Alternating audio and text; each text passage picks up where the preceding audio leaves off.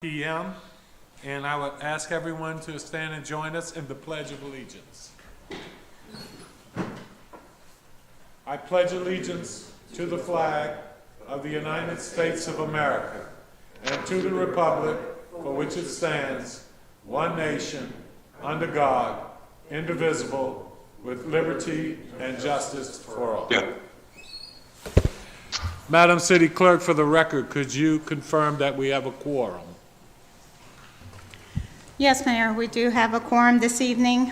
In council chambers, we have Councilmember Esteve, Councilmember Wolfley, Mayor Adams, and virtually we have Councilmember Harrison and Councilmember Gardner.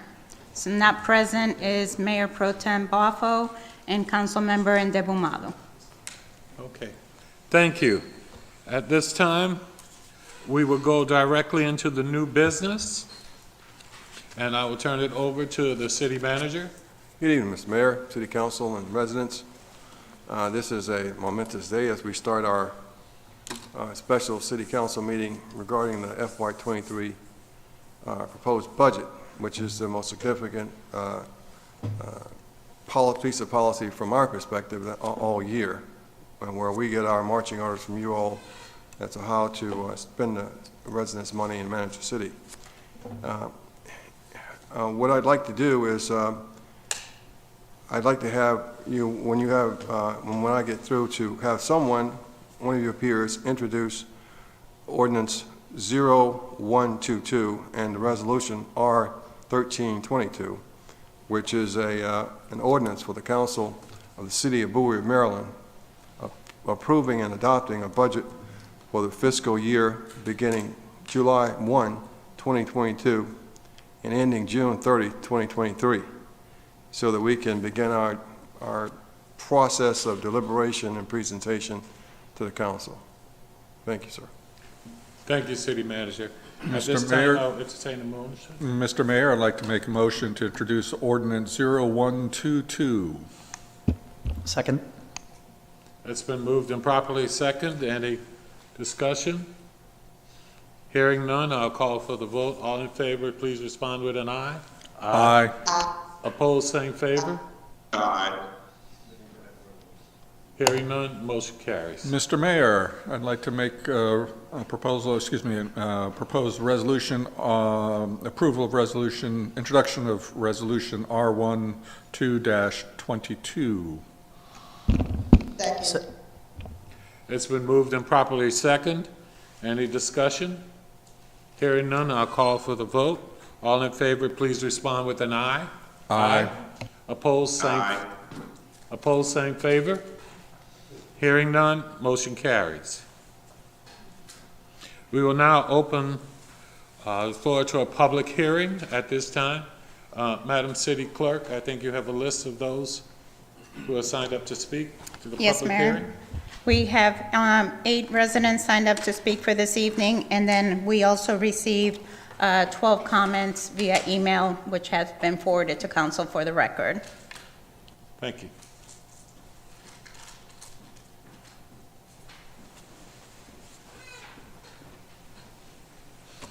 Thank you, Will. Okay. The first speaker is John Teasdale, from the Vice Chair of the Environmental Advisory Committee. Thank you. Council has adopted a sustainability plan in 2016, a climate action plan in 2020. Let me first focus on climate change and the climate action plan. As you know, climate change has become a major threat in maintaining a habitable environment for life on this planet. All analyses conducted at international and national levels confirm that we have only a couple of decades to reverse this trend without catastrophic consequences. The City Climate Action Plan and a follow-up implementation plan that you will be receiving next month, they both address specific actions that city government and residents can take to mitigate the catastrophic effect of climate change. The EAC is glad to see that the proposed fiscal year 2023 budget has several objectives and line items that support city climate objectives. City operations can address climate change through energy efficiency, use of renewable energy resources, increasing electric vehicles and infrastructure, green procurement practices, and monitoring and maintaining the urban tree canopy. Many of these initiatives can both save the city money in the long run as well as reduce greenhouse gas emission and address climate goals.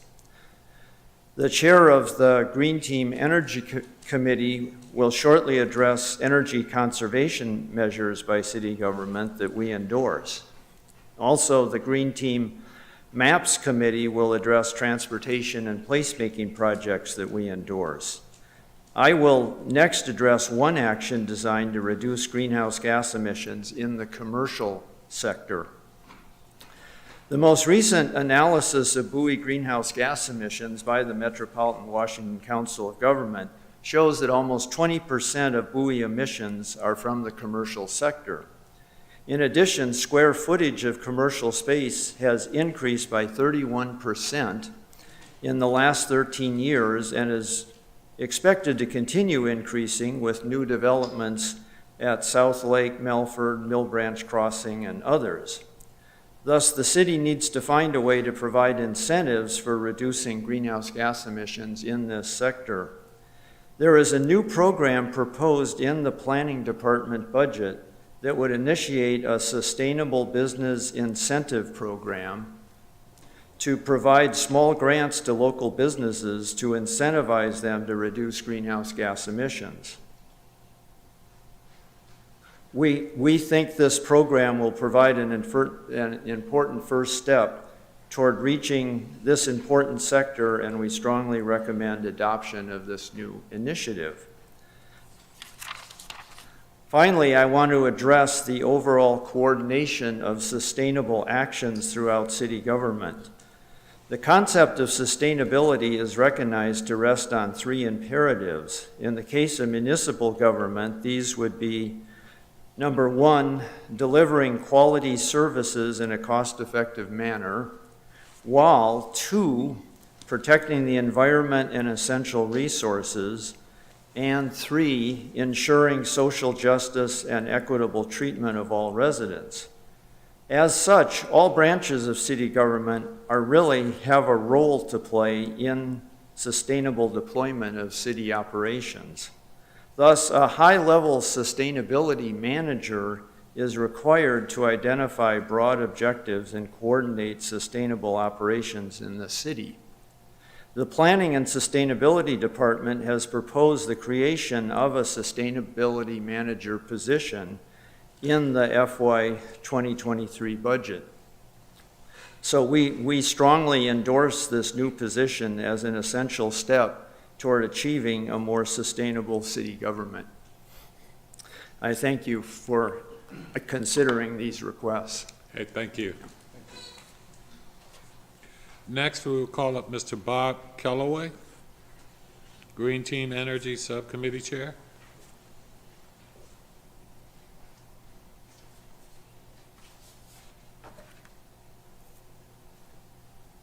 Good evening. Good evening, Mr. Mayor, council members. Thank you for your time. Transforming our energy system and reducing greenhouse gas emissions continue to be important steps toward mitigating the impacts of climate change. In 2003, Bowie began its sustainability journey with its first green infrastructure plan, followed thereafter by LEED certified buildings, a climate action plan, the purchase of 4 electric vehicles, and the 2.5 megawatt solar farm over the almost 20 years since. Building on that legacy, there are several areas in the city fiscal year 23 budget where energy efficiency, renewable energy, and EV adoption can be promoted. We applaud the inclusion of energy efficiency measures in many areas of the budget. Continuation of the Smart Energy Project to acquire energy management software and the capacity to better track energy savings and waste are important objectives in the business operations section.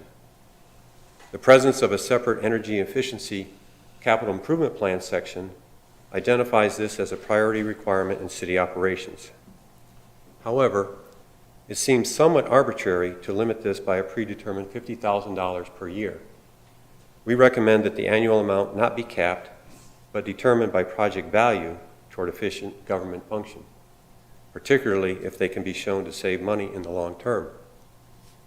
The move to develop Stage 2 of the city solar array will be an important step toward reducing city dependence on fossil fuels and increase the renewable energy portfolio of the city. We encourage council to support this whatever way they can and to identify other opportunities, perhaps a new ice rink, to install sources of renewable energy. The electrification of the city vehicle fleet will also decrease our dependence on fossil fuels. We encourage any initiatives to increase the number of electric vehicles as well as the EV infrastructure to support it. The equipment acquisition and replacement schedule should be carefully reviewed for opportunities to purchase EVs.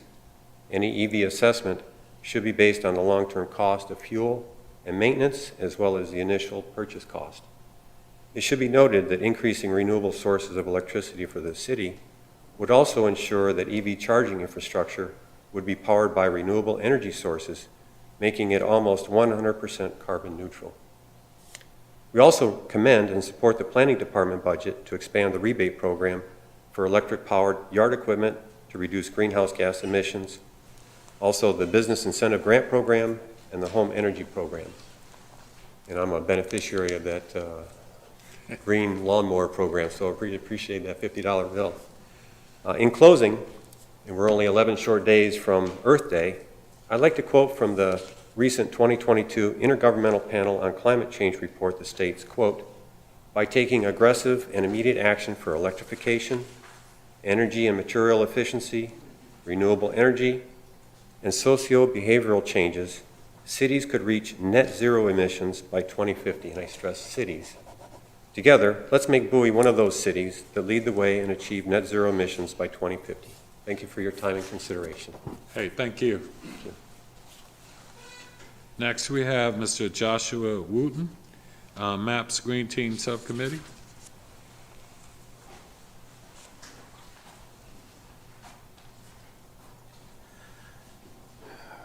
Good evening, City Council, City Manager, and City staff. Good evening. So MAPS would like to thank you all for continuing to make tremendous efforts and progress to make transportation within and around Bowie more accessible and inclusive to multiple forms of travel, especially for walking and bicycling. We would like to thank you all for establishing a new multimodal transportation specialist position in the city.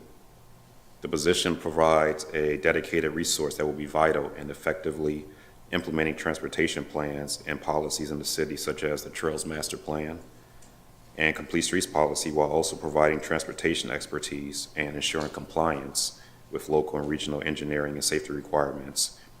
We would also like to thank you all for the work done that resulted in Tanglewood Park being added to the CIP. This is a significant resource to the city and especially Old Bowie. And MAPS looks forward to working with the city to bring about the improvements to make Tanglewood be considered safe. Tonight, we ask the council to make the following actions in this year's budget cycle for the following budget items. CR-27, approve the planned funding for fiscal year 2023 for improvements to the hiker-biker trail system on North Free Drive.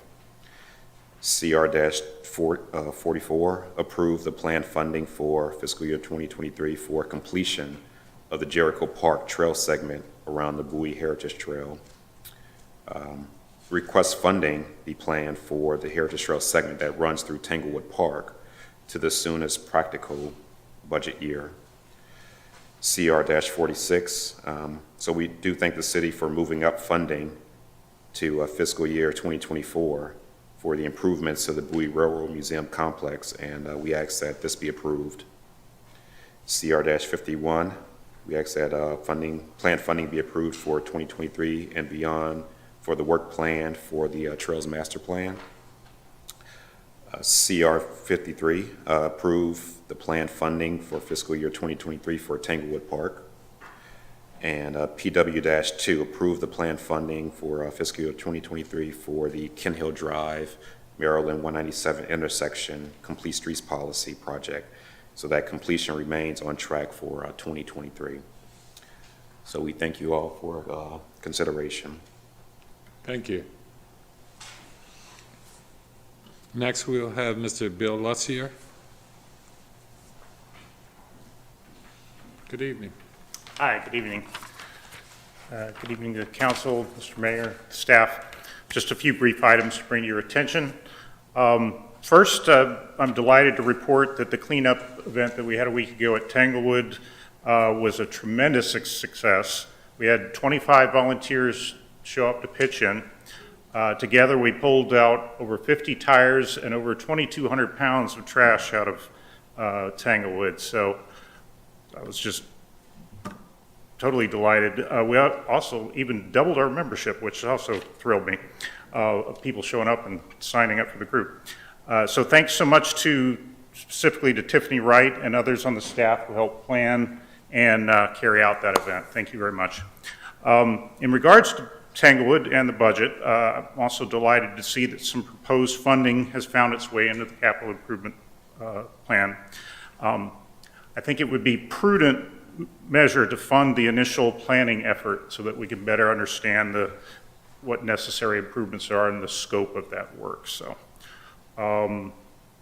second, I'd like to commend and thank the City Council and staff for funding the construction of the new section of the Bowie Heritage Trail from Old Town to Jericho Park.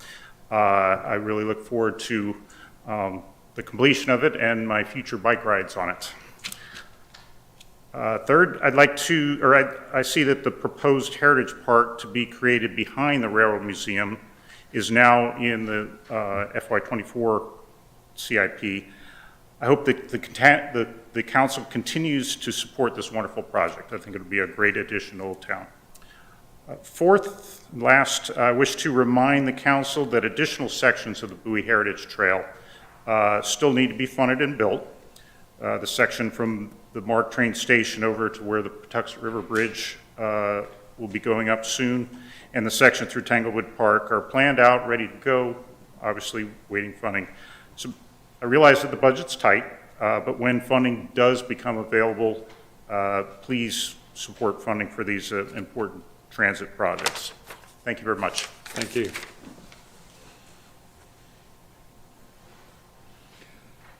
Next up, we have Ms. Patty McCoffey.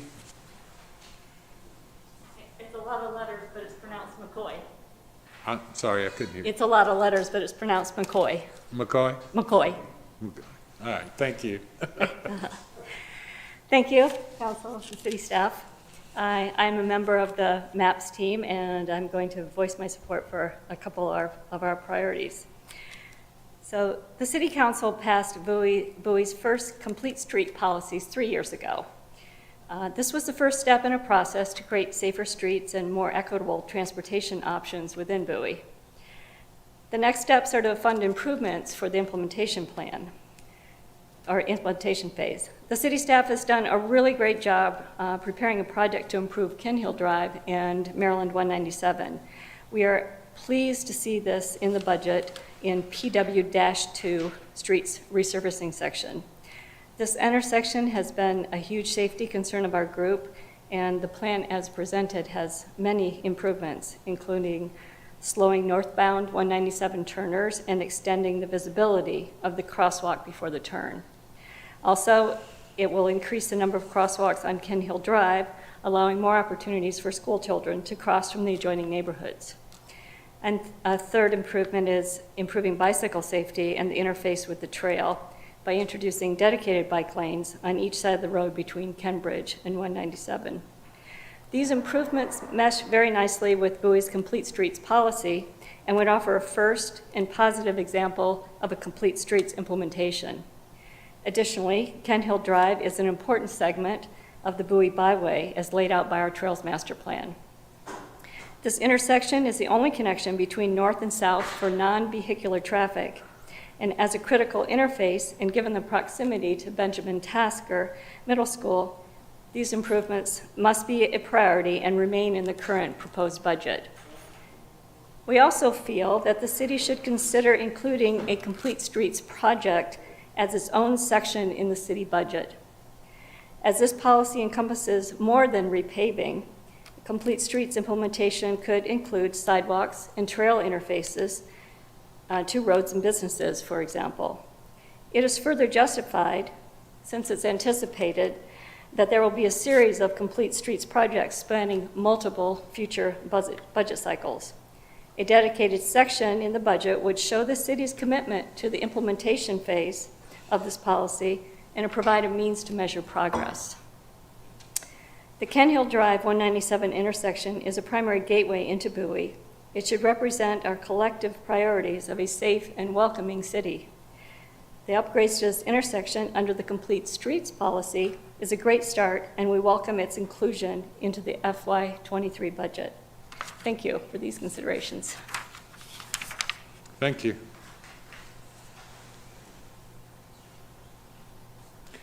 The next have Mr. Ken McCarvey. Yes. Excuse me. Yes, Ken McCoy, the real McCoy, as we say. Good evening, Mr. Mayor, City Council, and staff. I'm Ken McCoy. I live in the Chapel Ford section of Bowie, and I'm going to talk about the CR 27 hiker-biker trails and CR 51 Bowie Trails Master Plan in the budget. I'm a member of the MAPS subcommittee, and part of what I'm presenting here represents consensus of our group. The city adopted an ambitious Trails Master Plan 2019 to increase the connectivity of trails throughout Bowie, increase multimodal options for Bowie residents. We commend the city for having the foresight to establish this plan, devote a project page, CR 51, in the capital improvements plan to fund this plan. Currently, a trail segment from Pin Oak Parkway to Mount Oak Road is planned for design in 2024 and completion in 2026. This will be an important step towards completing the overall Bowie Byway, which is a north-south spine that is the heart of the Bowie Trails Master Plan. However, this portion of the byway will not be complete until an additional step is taken to connect the terminus of this new trail along Mount Oak to Notting Hill Drive. This will provide an important connection between trails of south of Mount Oak Road to trails destinations north of Mount Oak Road. Senior staff from the Prince George's County Department of Public Works and Transportation have already endorsed this concept, but they expect the city to take the lead. So with the establishment of this trail segment, the county will follow through with improvements of the existing side path from Notting Hill Drive to Mitchellville Road. We encourage the council to include this Mount Oak Road trail segment in the CR 51 project plans. Thank you for considering this request. And we also want to recognize and support project page CR 27 for the continued maintenance and repair of existing hiker-biker trail system. And we look forward to the resulting improvements that are planned for Northview Drive trail segments. And I also want to thank you again for likewise adding the Tanglewood to the CIP. That was much appreciated. Thank you. Thank you. Next, we have Mr.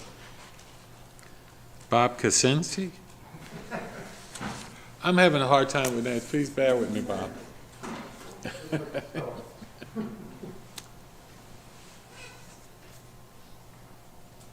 Hello, I'm Bob Repchinsky, president of the Huntington Heritage Society and owner of a historic property in Old Bowie. I'm here sort of with these guys, but a little different part because it's part of the Railroad Museum. The Huntington Heritage Society is requesting that the funding for the improvements to the Bowie Railroad Station be included in the 2023 budget.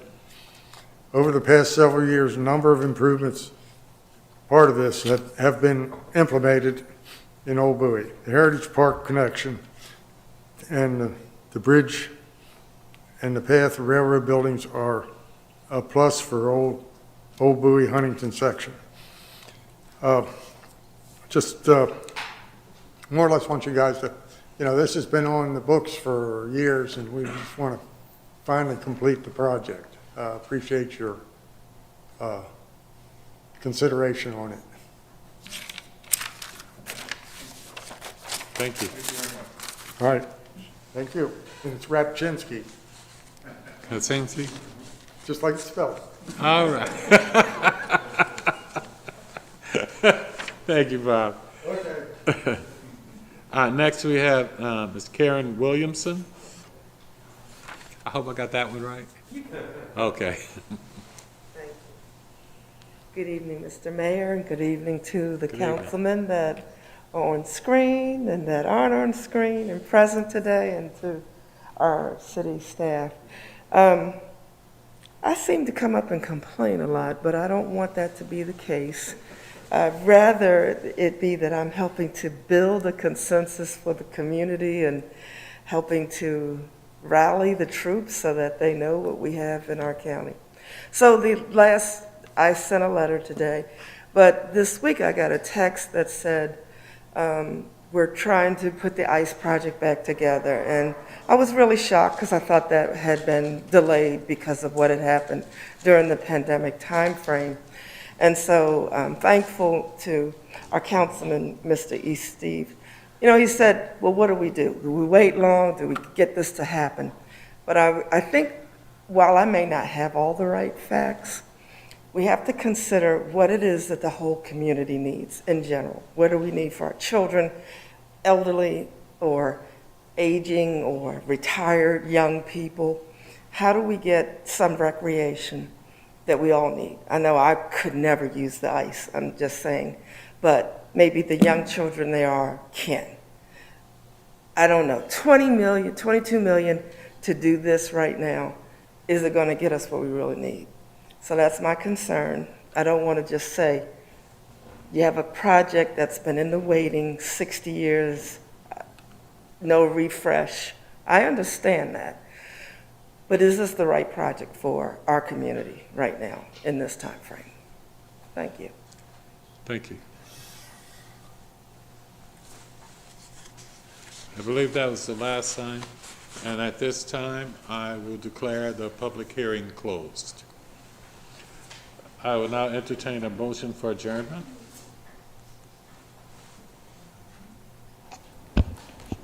So moved. Mr. Mayor.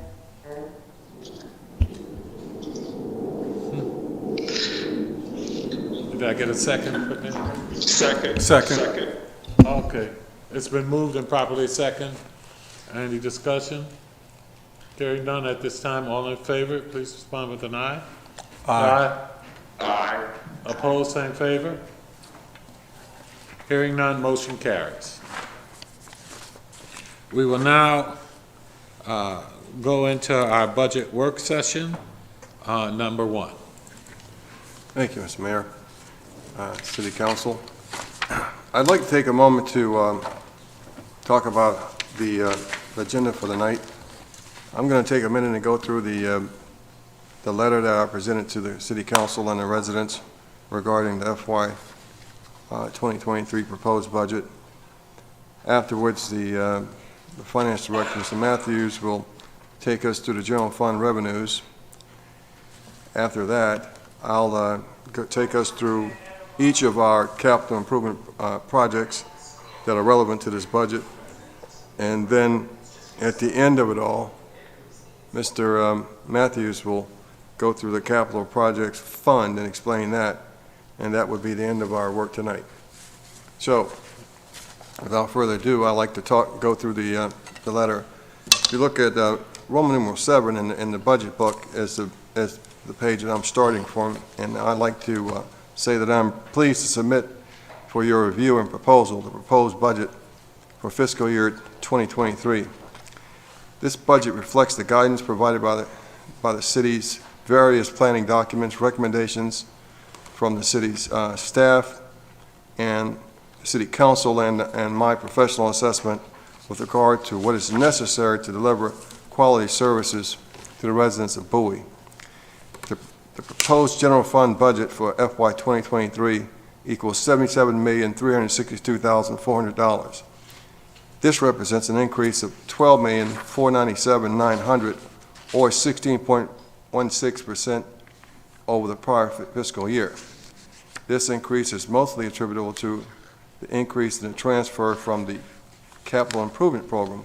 And if you all remember from last year, we used some of the remaining funds from the canceled ice rink to fund the CIP last year. This amount includes a transfer of $2,920,600 to the Equipment Acquisition Fund and $8,650,900 to the 6-year Capital Improvement Program. The Water and Sewer Fund has a proposed budget of $15,088,300, representing a 44.6% increase over FY 2022, primarily due to capital spending, and of course we'll talk about that in some detail. There are a lot to be proud of in the city of Bowie. We're near the nation's capital, minutes from Maryland's capital city. Bowie has an enviable location. Air, rail, road, and even cruise travel options are nearby to make Bowie a great home for people who like to travel. It is the 5th most populous municipality in the state. Local governments across the state look to the city for leadership. Our well-maintained homes, access to great employment opportunities, and a healthy slate of traditional municipal services, including many recreation amenities, add to the city's desirability. I'd like to flip over to Roman numeral 8 and focus in on the city services a bit. Providing reliable and efficient services has always been one of the hallmarks of Bowie's city government. The city of Bowie recognized this when it identified outstanding public service as one of its core values in the 2016 strategic plan. Being outstanding means that services go beyond the basics. For example, not only does the city government provide routine services like trash, recycling, collection, and street maintenance, it also offers weekly curbside yard waste collection, leaf collection, special mail and tire pickup, street sweeping, snow plowing, community shredding events, and electronic recycling events. The police department maintains the safety of our community, patrols the streets, investigates crimes. It also teaches residents and business how to prevent crime, conducts self-defense classes, and participates in more than 50 community events and meetings during the course of a year. The same approach is evident in municipal services across the department. I'll just take a moment and go through a list of things that are available in the city of Bowie. We have animal control, communications and outreach, which is a robust service, concerts, development review and planning, economic development, emergency management, green Bowie, leaf collection, mosquito control, park maintenance, police, recreation, recycling collection, rental housing and property inspections, small business assistance, snow plowing, and special events, and stormwater management, street lighting, street sidewalk and trail maintenance, trash collection, water sewer for 7,800 people, yard waste collections weekly, youth and family services. We have recreation facilities such as ball fields, a city gym, ice arena, museums, parks, playhouse, skate park, and senior center. Now, it's fitting that we transition to Roman numeral 9 and talk about revenue, because now how do we pay for all of that? The budget as it presents reflects no increase to the city's real property tax rate. During the budget guidance from the City Council in January 2022, the City Council directed staff to present this budget without the planned increase. The planned increases, as a matter of fact, to the city's property taxes were deferred for 19, 20, 21, and 22, and is deferred for FY 2023. City staff intends to present a planned property tax of 0.048 for FY 2024, absent guidance contrary from the City Council. Further increases to .50 will be presented in 2025, and so forth and so on if the city council approves. This budget will be the 13th consecutive year without a real property tax increase. Property taxes equal $35,818,400, represents 61% of the general fund's revenue collected by the city, and are Bowie's largest revenue category. It should be noted that the city experienced good growth in its accessible tax base. The state net's value of the real property assessable base for FY 2022 was $7,877,850,000 and is projected to increase to $8,285,400,000 for FY 2023. This represents a 5.1% increase in the year, which equates to approximately $1,630,000 in increase in revenue over the year. And so the future commercial and residential development plans planned for Melford and the large commercial and residential development plan for South Lake, annexed in 2019, will be positive fiscally in the future and reduces the upward pressure on the tax rate. In addition to property taxes, the other major revenue sources for the city are shared revenue, state shared revenues, primarily income tax and highway user revenue, up to 11.3%. The largest source of revenue is cable TV franchise fees, which is projected to generate $1,860,000 in the upcoming fiscal year, which is 0.8% more than FY 2022. This is a rare increase when cable franchise fees have historically been trending down as people find alternate methods for television, such as Hulu, Roku, and all those things that my daughter knows how to do and set up for me. Expenditures. The expenditure trend for the past several budgets has shown that City of Bowie significantly exceeding revenues. This anticipated to continue in FY 2023 and the forecast for budgets for 2024 through 2028, even if the proposed tax increases happen in the future years. Prior decisions of expanding the police force, adding call center, issuing debt for the Bowie Explex, funding required stormwater improvements from the general fund, and maintaining an excellent depth of service in the community has benefited the residents. However, the amount of city taxable base, challenges in an overall economy, and maintenance of property taxes contributes to the opposing relationship between expenditures and revenues. With conservative spending practices, the city regularly comes in below budgeted expectations. The city's estimating a revenue trend tends to be conservative, while estimates for expenditures less conservative. If we go to Roman numeral 10, I'd like to talk about the debt service. The city's debt service for FY 2023 of $2.6 million represents a 2.9% of the city's general fund expenditures. The city council policy is that the ratio of debt service expenditure at a percentage of general fund revenue exclusive to debt repaid by the water and sewer fund shall not exceed 8%. The increase in our debt by borrowing for the Bowie Iceplex in 2020 was significant increase to prior year's debt, however, well within the margin established by the City Council. The unspent bond proceeds were applied to the capital expenditure budget last year, and the city still attained a bond rating of a AAA bond rating. One thing I'd like to say about that bond rating, when Byron and I went to New York and fell on our swords for that rating, in each case, Moody's, Standard & Poor's, and Fitch, the point that they brought up first was the fact that we had a hefty fund balance plus our solid management. I'd like to proceed to page 11 and talk about personnel expenses. This budget was developed to sustain the service levels of the city and meet the high demands of the city's Bowie's residents for services.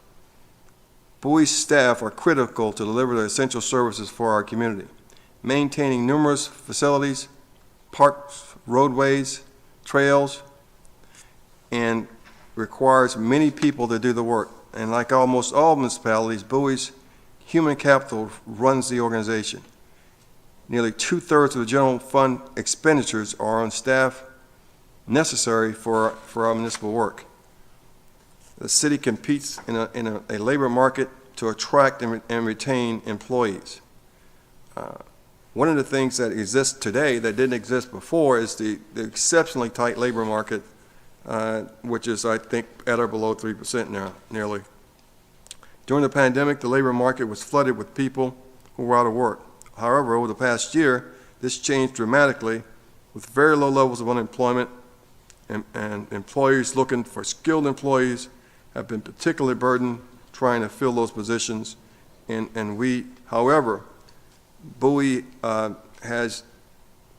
it's competitive with its neighbors in both salaries and benefits and work environment, so we've been able to keep pace, but it's really 50% harder than it was last year.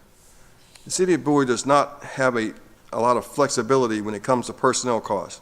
We have labor agreements that tie us into compensation increases for years to come with the ASME and the Fraternal Order of Police, which have been agreed upon in order to assure the city maintains its competitiveness.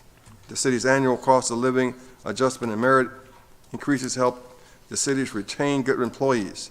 The city operates a defined contribution retirement, which is still different than many governments and a lot less expensive compared to the defined benefits that I participated in the past. This budget is essential. It's presented with the cost of living and the merit increases for the employee so that we can retain these its competitiveness and be able to recruit qualified and competent persons to deliver the service. I'd like to transition to staffing on Roman numerals 12 here and talk about the staffing points. There are 9 points I'd like to bring up. In the city manager's office, we intend to hire 2 security guards rather than using our contractor to provide security at the front gate. That gives us more command and control. And the annual expense of $39,174, which we're spending on contractors, would help offset the reduction in personnel. The second thing is the economic development. We propose to hire a new position, a business retention specialist, which would, as you know, our economic development is a one-man operation. Even though he is artillery, he needs some help. But what we want to do is to become more proficient and effective at retaining the businesses that we want to keep around. And so we want this person to help us do that at a cost of $106,057. With the also, we'd like to add a half of an FTE to our emergency management team and emergency management specialist. As you all know, over the past two years, arguably the two most important offices, not departments, were our emergency management operations and our communications operations, because we were in the midst of a pandemic, and of course we had the tremendous responsibility to communicate to the residents what was going on, and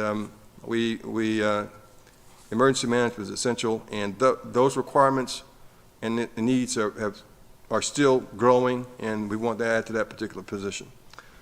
Number 4, we want to add a code and compliance assistant manager at a cost of $92,800, As you all know, we have approximately 8.5 FTEs currently to help cover 102 miles of streets and 18,000 homes and townhomes, and we need more management and a working manager to help us do that, and that's what we were looking for here.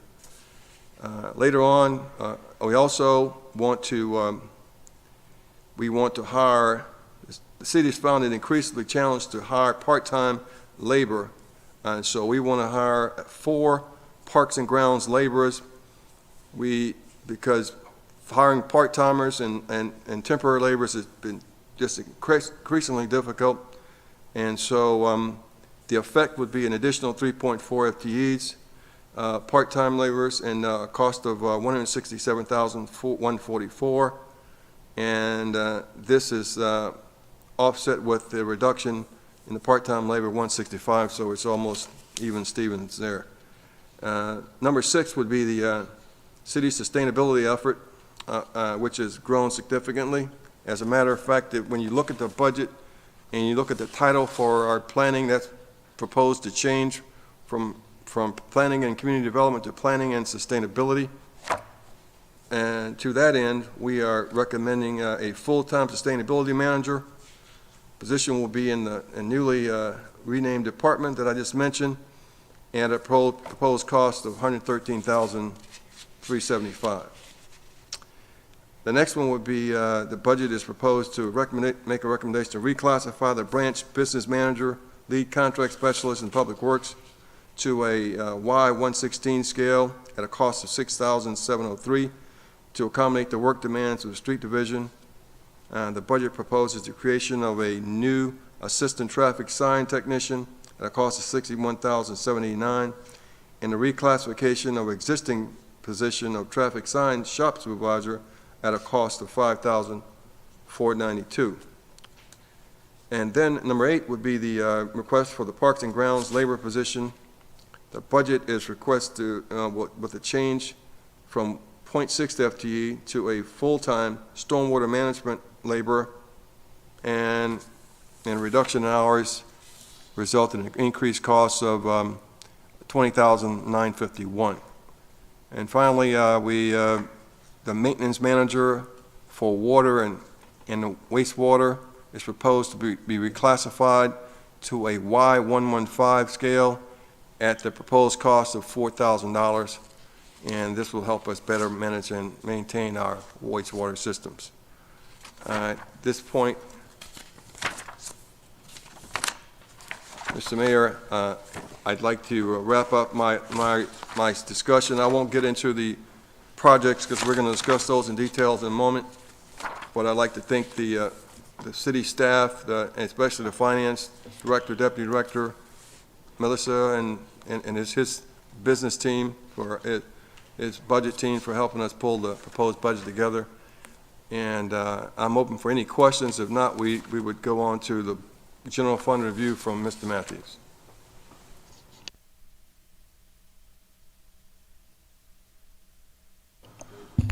Yes, thank you, Mr. City Manager. First of all, thanks for all the good hard work that you and the team have done in preparing this document. It's no small effort. I know it goes a long way towards obviously establishing our future, but it takes a lot of time and energy to do so. So thank you very much. And I know the staff and you take it seriously, and it's the good results reflect that. Quick question for you. In your letter, you mentioned the Chesapeake Bay TMDL and the MS4 items. Are we going to talk about that this evening in capital improvements? Okay, thank you very much. I will reserve my questions until we get to that point. Thank you.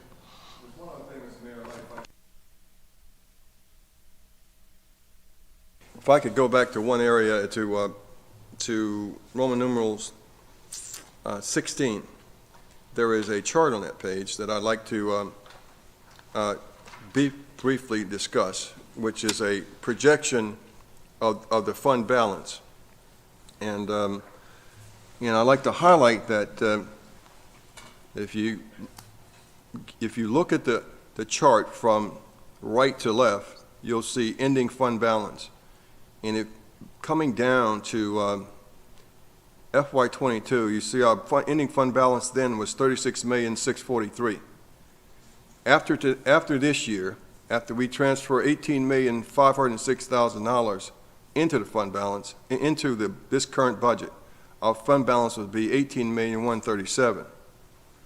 And if we project for 2024 an $8,531,000 transfer, that puts us at $9,606,000, which would be technically below the guidance that you all set forth, which is, I think, is to maintain for at least $15 million.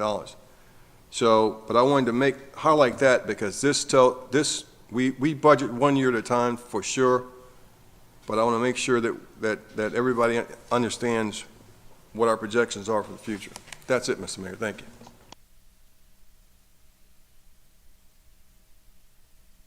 you. All right, then, Mr. Matthews. Thank you, Al. Good evening, Mayor and Council. Again, my name is H. Byron Matthews. I'm the Finance Director for the City of Bowie. This evening, I'm going to, and I know you guys have reviewed all of the general fund revenues, so I'm going to take a high look at some of the major points and how our general fund revenue is compiled. Our first section is the real and personal property taxes. As the city manager indicated, there is no tax increase in this year's budget.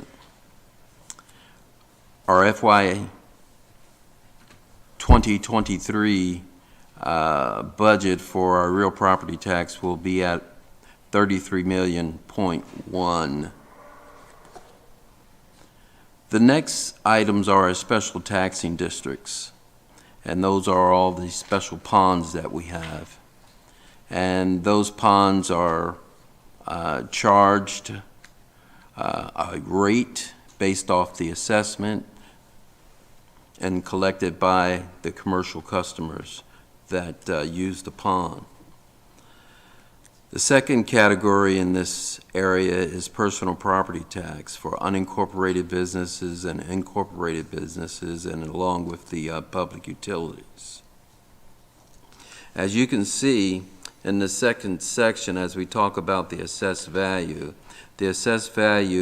in the upcoming budget year will be at $8.3 billion, and that will generate the $33,141,000 in revenue.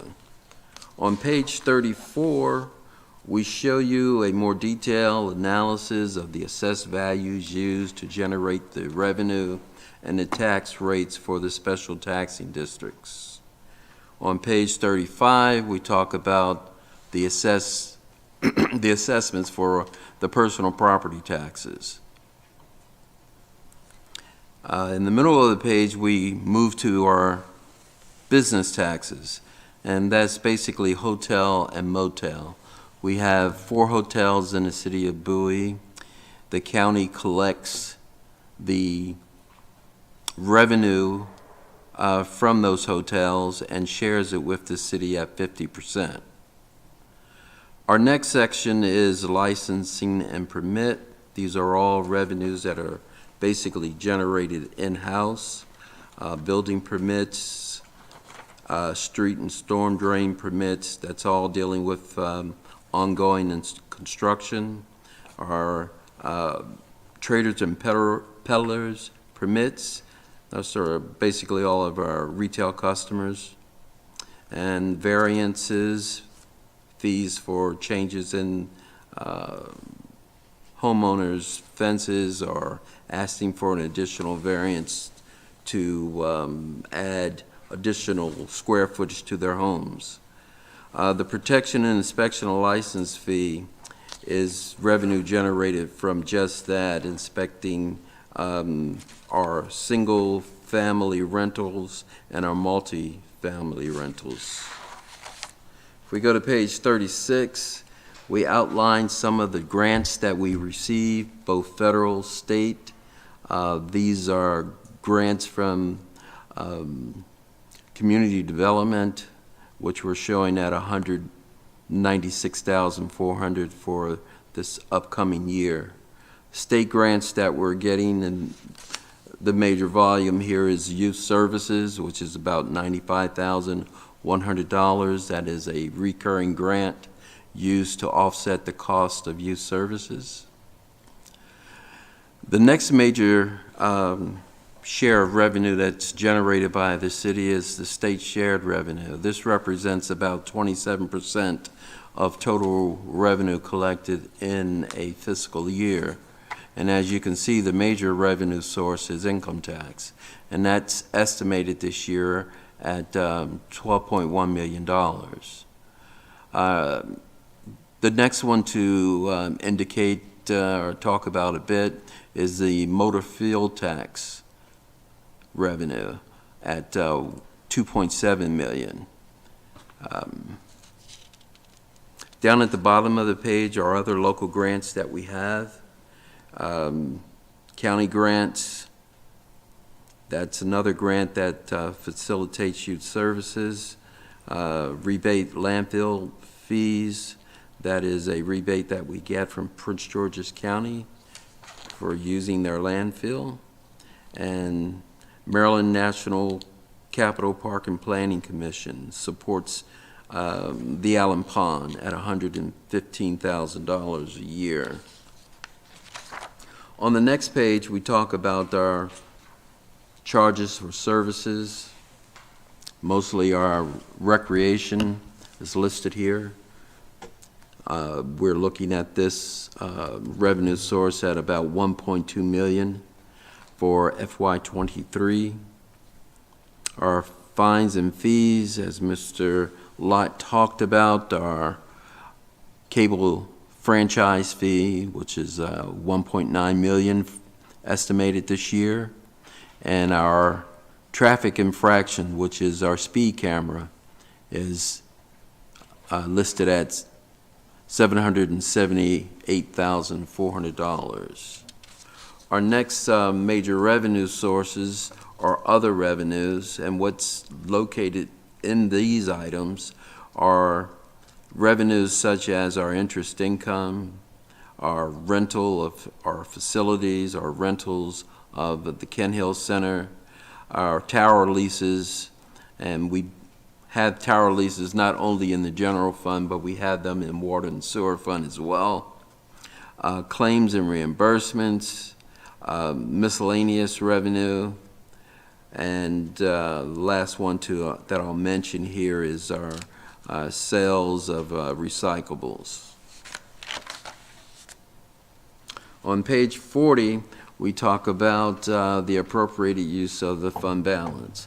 And as the city manager indicated, we'll be using $18.5 million of the fund balance in order to balance the budget. Transfer from other funds, this central support service from water and sewer reflects city contributions to the water and sewer fund, excluding the finance department.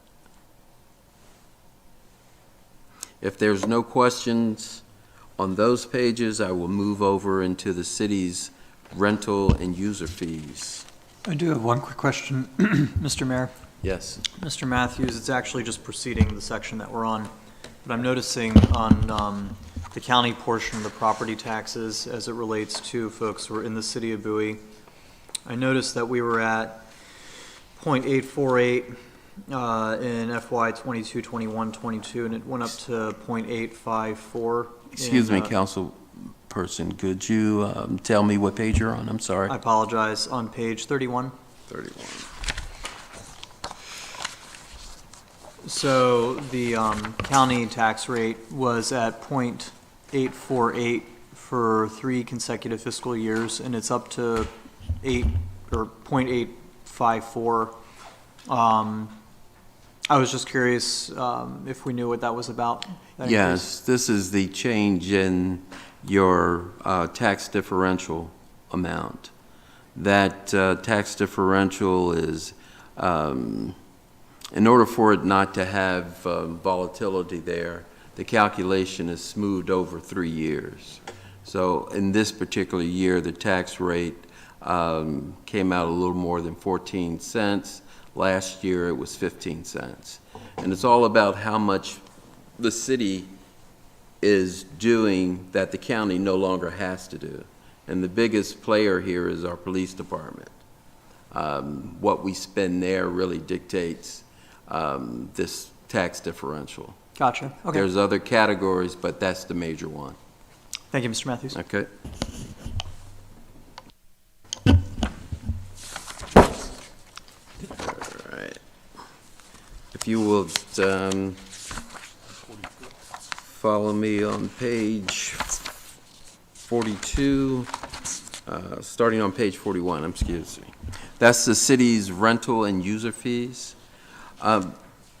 Each year, council, staff goes through this section and tries to determine whether or not we need to increase some of the rates for the facilities that we provide.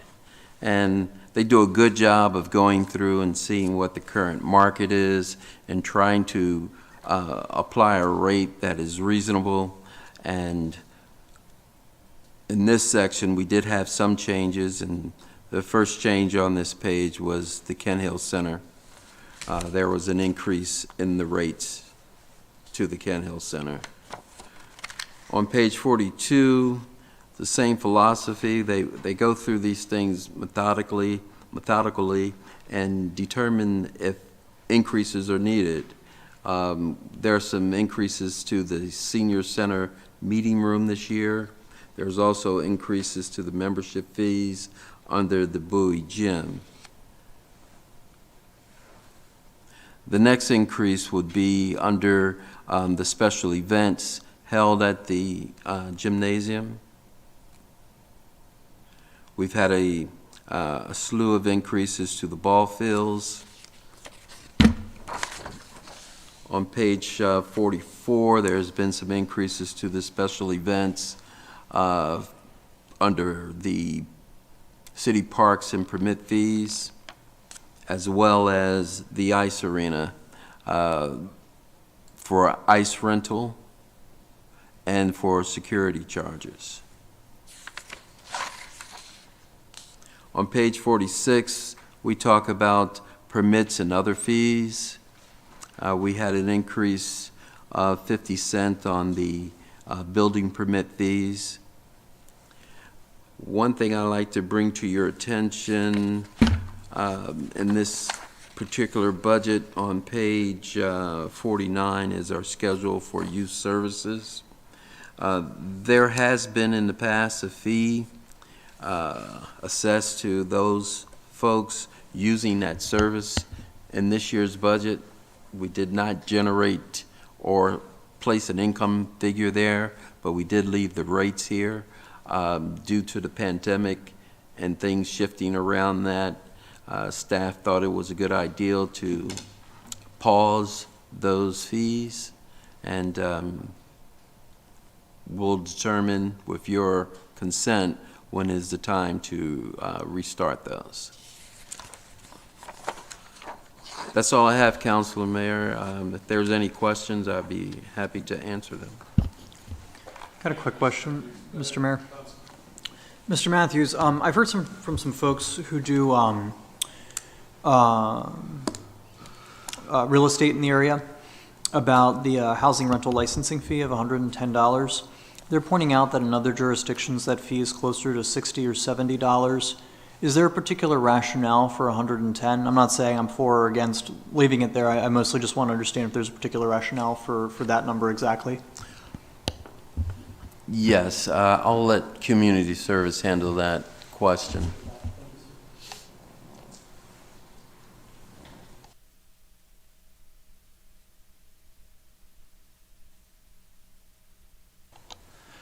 Good evening, Council. That fee was set at $100 for years. I believe there was a $10 increase in the previous fiscal year, so it was not a significant increase in the fee. What it is intended to do is have a cost recovery for the rental inspector that is coming out. We're just trying to cover the cost of staff time that's going out there. Sorry. Thank you, Nick. We still have the one permit inspector, right? Is it just Mike? No, we have Mr. Murphy, and we also have Mr. Gormley. So there are 2 rental inspectors. And it's always been those two? It's been Mr. Murphy for years. Mr. Gormley started in that capacity, I want to say, about 2 years ago. Gotcha. What's our current pace of inspection? We're doing it once a year or once every 18 months? I can't remember. It's once every 12 months. Gotcha. Is that consistent with other jurisdictions around us? Some do it once every 12 months. Some do it once every 24 months. We changed it to an annual program about a year ago. Previous to that, don't ask me why, but we were doing it every 14 months. Gotcha, okay.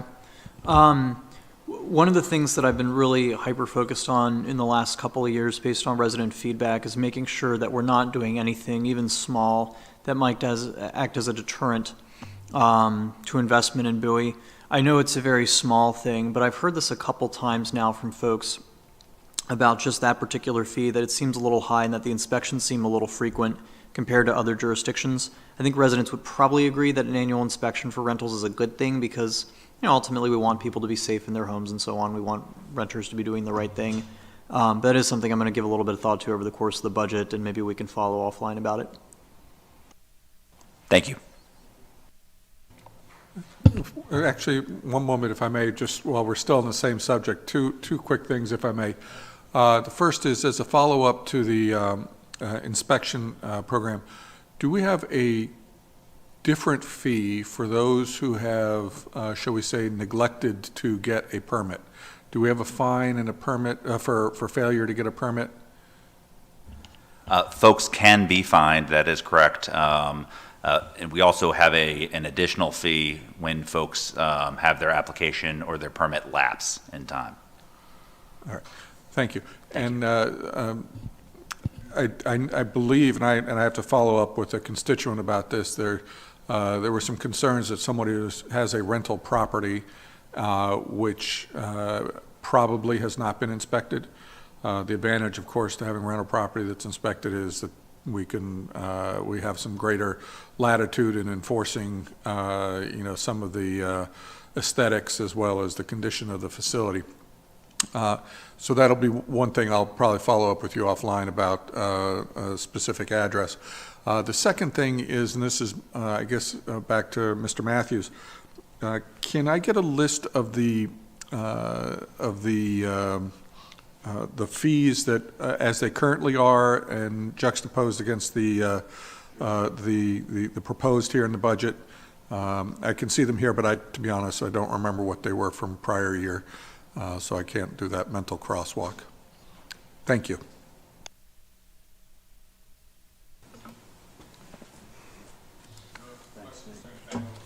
Thank you, Mr. Mayor. I'd like to bring everybody to page 201, which is a list of the capital improvement projects, and there are numerous items from land acquisitions to water distribution system recapitalization. I intend to go through those projects as expeditiously but thoroughly as possible, and we'll begin on page 208, which is land acquisition. I'll read a description for people who may not be familiar with this so that everybody will be informed. The funding has been identified for the acquisition of open space areas in and around the city, and the amount available for fiscal year 2023 appropriation is provided by prior year transfer from the general fund of $57,900, current year appropriation of $19,200, and the state open space grants of $1,449,600. The open space, otherwise POS funds, can be used for up to 100% of property acquisition costs. Normally, the maximum of 50% of the city's POS allocation may be used as a 75% match for park development costs. The POS program has a stringent process and a pre-approval requirements which must be met before qualifying expenditures are made. Therefore, FY 2023, the only amount available for immediate disbursement is $77,000 from the general city revenues. And what here is, these are, looking at the summary, you'll see how we broke those numbers down. And the, looking at the project funding summary, you'll see that the 14,499 come from the state and what comes from the city. These are opportunities to acquire properties to help us deliver services and recreation or otherwise to the residents. We have none immediately in our sights, but we're always looking for that. I'd like to go to page 210, which is the senior center. This page provides for various equipment and systems, facilities upgrades for, in FY 2023, a new audiovisual system will be installed with a multi-purpose, in the multi-purpose room, and in a design and engineering will be completed to provide electricity for the rear bus lot and for the future security of the fencing back there. If you look at our project summary, you'll see that we have $105,000 set aside for this year, and it all breaks down that it all comes from the general fund. A little background here. About a year ago, we used to park our buses that we used to transport our seniors in the vicinity of the senior center. But thieves attacked our buses and stole the catalytic converters. So since then, we've had to park those vehicles at the Public Works facility where we have better security, closed-circuit television and all that, and we haven't had any instances. But that's not an efficient way to manage the transportation, because guys have to go all the way down to Public Works, bring the buses back, and that's a big difference, a distance. So what we intend to do is build a fenced-in area, parking area similar to what we have for the police department, and install closed-circuit TVs, lighting, and electric gates and all that sort of thing, and so we can park our vehicles at the center and secure them at the center rather than have to take them all the way to Public Works. We did get our money back from Legit, though, just for the record. I know I saw Mr. Wolfley eyes light up over there. All right, so that's what that money's for. My quick comment would be if they were electric buses, there'd be no catalytic converters to steal. You know, you're absolutely right. I'd like to say one thing. I have reserved personally one of those Silverado electric vehicles myself whenever they can produce them. I'm with you on that. So, unfortunately, they'd find something else to take. So we're going to secure them anyway.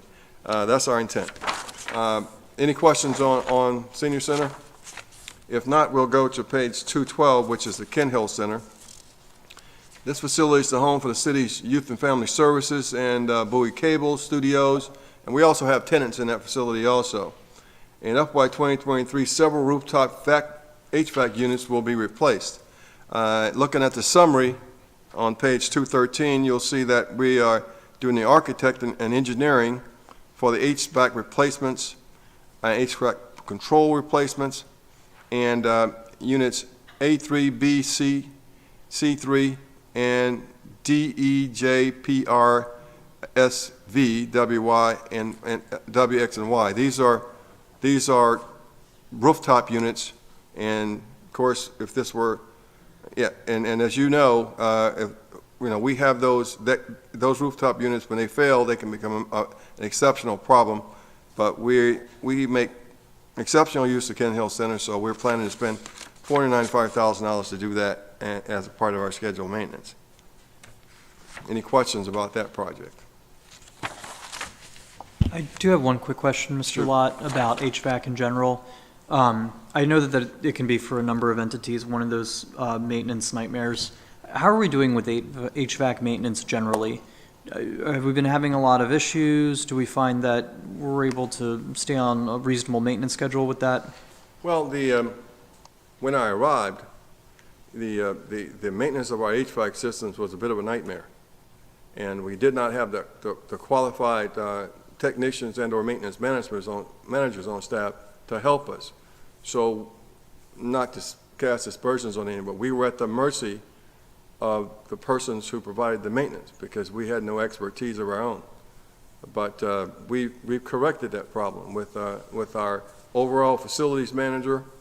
We have a maintenance manager in John, who is very competent and HVAC person himself, and we have a HVAC technician that we use to supervise the maintenance providers. And as a result, and we are much more in control of the circumstances. We're not showing up in the morning where there's no air conditioning, no heating, and the air stale, and all those things that were happening to us before. And we're managing that effectively throughout the city, and especially in this building, with the people that we had, and now that we have certified people who can speak the language of the companies that help us maintain our systems. All right. So on to page 214, the Emergency Operations Center. The purpose of this project is to design and build an operations center at City Hall where management decisions can be made and coordinated in response to orchestrated related to emergency incidences and disasters. And of course, as you may know, from the Emergency Operations Center was enacted 2 years ago, and and then we transitioned to a virtual center, and automation took over and helped us continue to manage the pandemic and its potential impacts on the city. So what we intend to do with this particular project is we have set aside $50,000 for this year and $450,000 for next year. And what we intend to do is enhance room 243 as our new EOC with even more virtual capacity. Also, we plan to extend that to room 181 and the city manager's conference room, so we can have several sites, if I can use that term, virtual sites, in our EOC operations. And we are designing that now. And Mr. Cornwell and Stephanie are decisively engaged with our IT director to make sure we take advantage of all the virtual capability that's out there. As you can see from the summary on page 215, there's $100,000 coming from $50,000 from the general fund revenue this year, $100,000 next year from the state, and $350,000 from us. So we're excited about this, and excited about taking advantage of our making this a virtual and capable facility.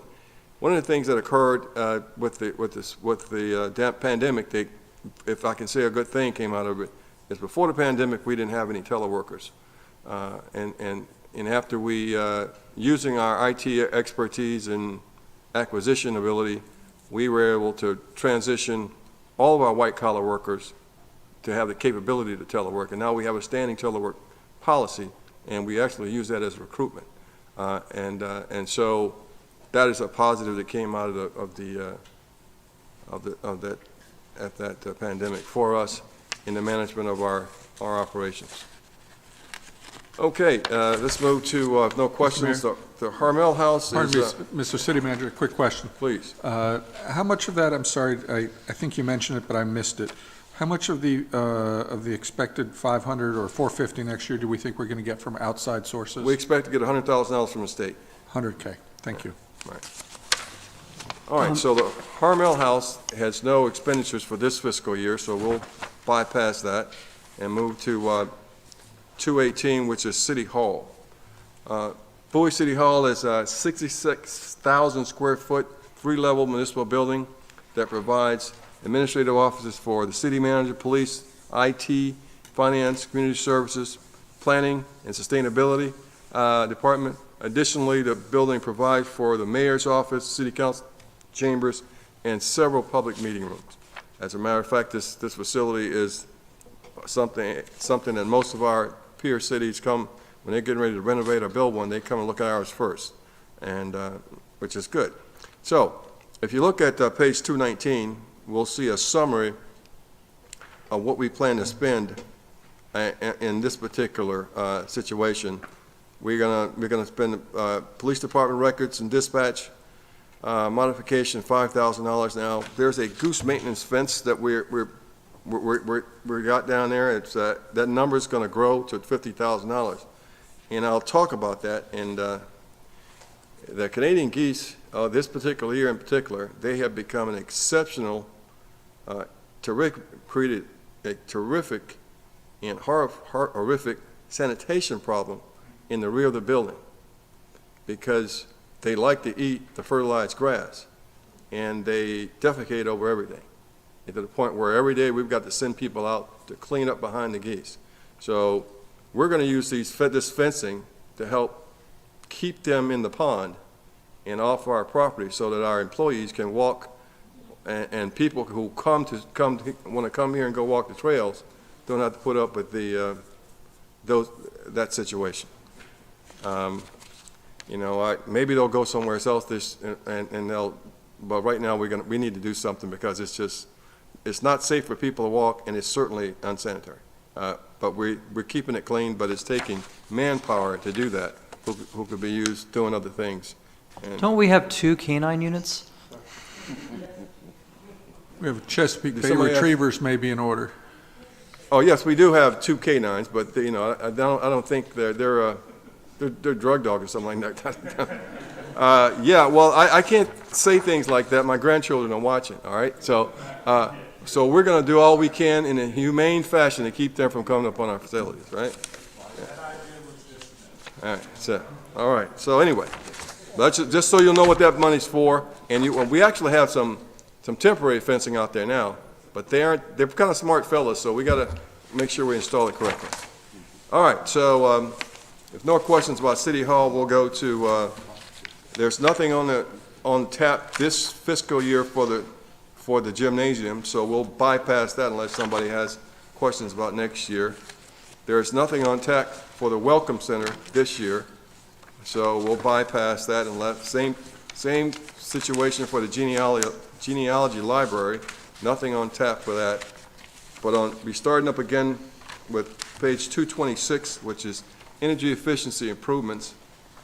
This project provides for the development and implementation of energy efficiency improvements on city facilities and lands. A study was completed evaluating the feasibility of installing renewable energy technologies on city properties.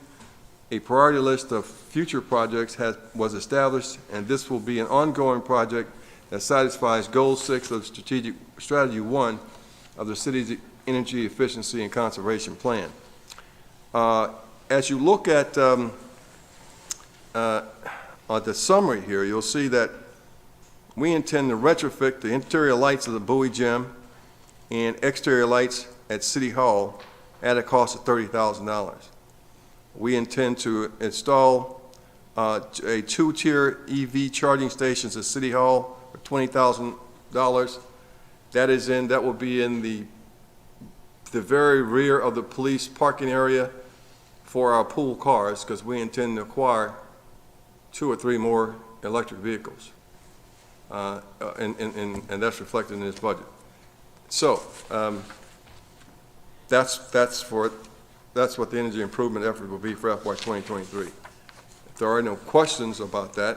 One quick one, sorry. I don't want to sound like a Luddite, but I'm gonna, because it's budget cycle. With the LED light installations, oftentimes LED lights can be painful to the eyes. To what extent are we, I don't know if anyone's in a position to comment on these, maybe Maddie is, but when we're installing these, what's our level of confidence that we're not going to generate a whole lot of complaints in addition to generating a little bit less electricity? I wasn't aware there was a problem with LED lightings. Because I know when I'm driving around nowadays and anyone's got one of those LED lights on, I go temporarily blind at night. Good morning, good morning. Good evening, everyone. So one of the things that they do is that the way that the actual light is, it shines down, if that makes sense. So that it's not lifted up to people, so it's going to be on a downward position. Yeah, they're focused That's all I wanted to know. I just wanted to make sure I wasn't going to get No, you're not going to be, residents complaining about going blind. Okay, thank you. Councilman. A quick follow-up question also on the EV charging stations at City Hall. Any progress on making EV charging available to employees to encourage employee utilization of electric vehicles?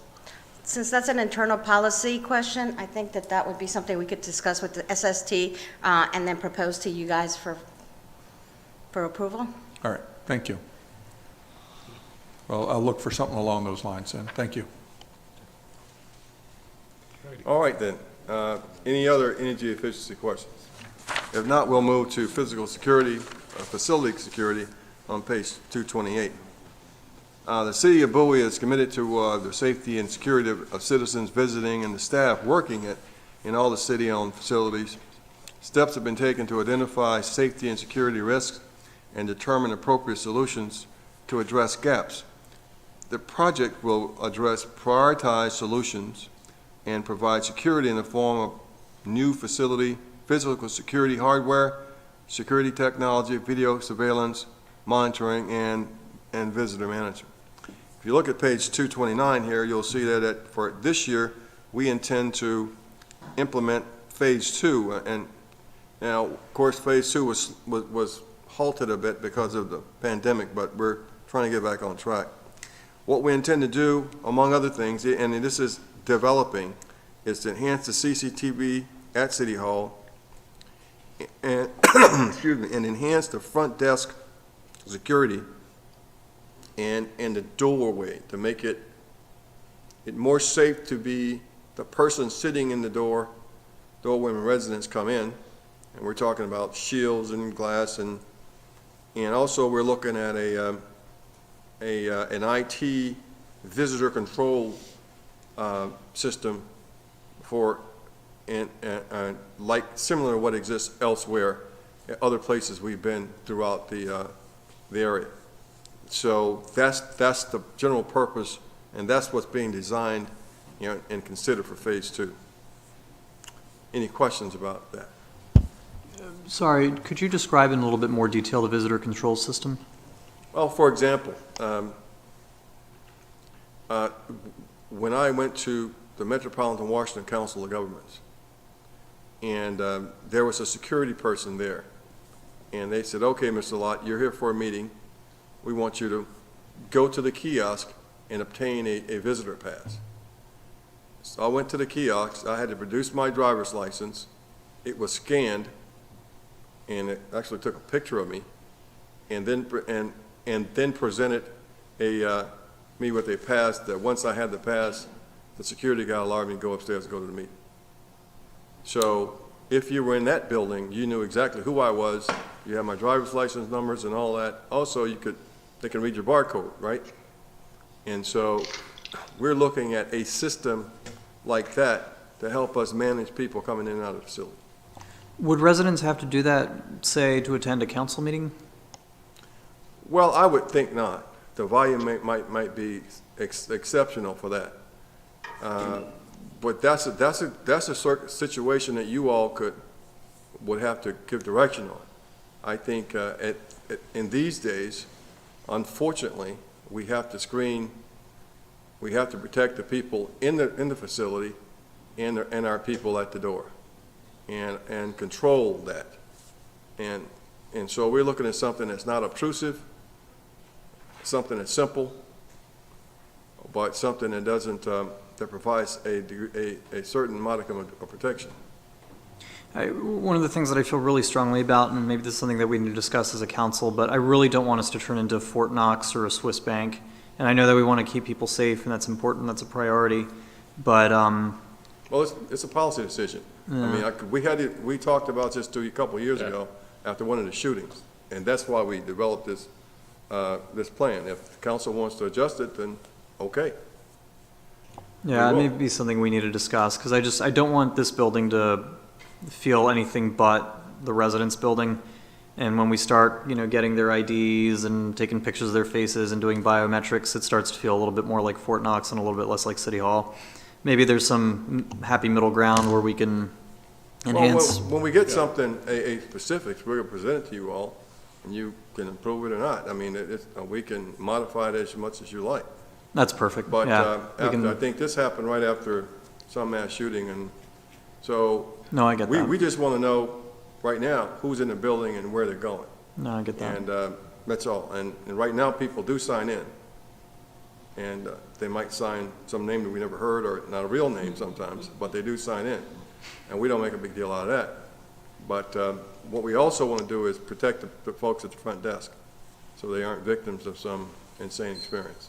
No, I appreciate that. Maybe we can make a note, Mr. City Manager, that when a contract is in front of us for a particular technology, maybe we can put it under new business and discuss it in more detail. Would that be okay? Well, yeah, when we get to that point and we look at what we intend to contract out before we put it up for bid, we'll ask you all about it. Perfect. What you I want appreciate that. As a group. Wonderful. Thank you. All right, so if no other questions about that,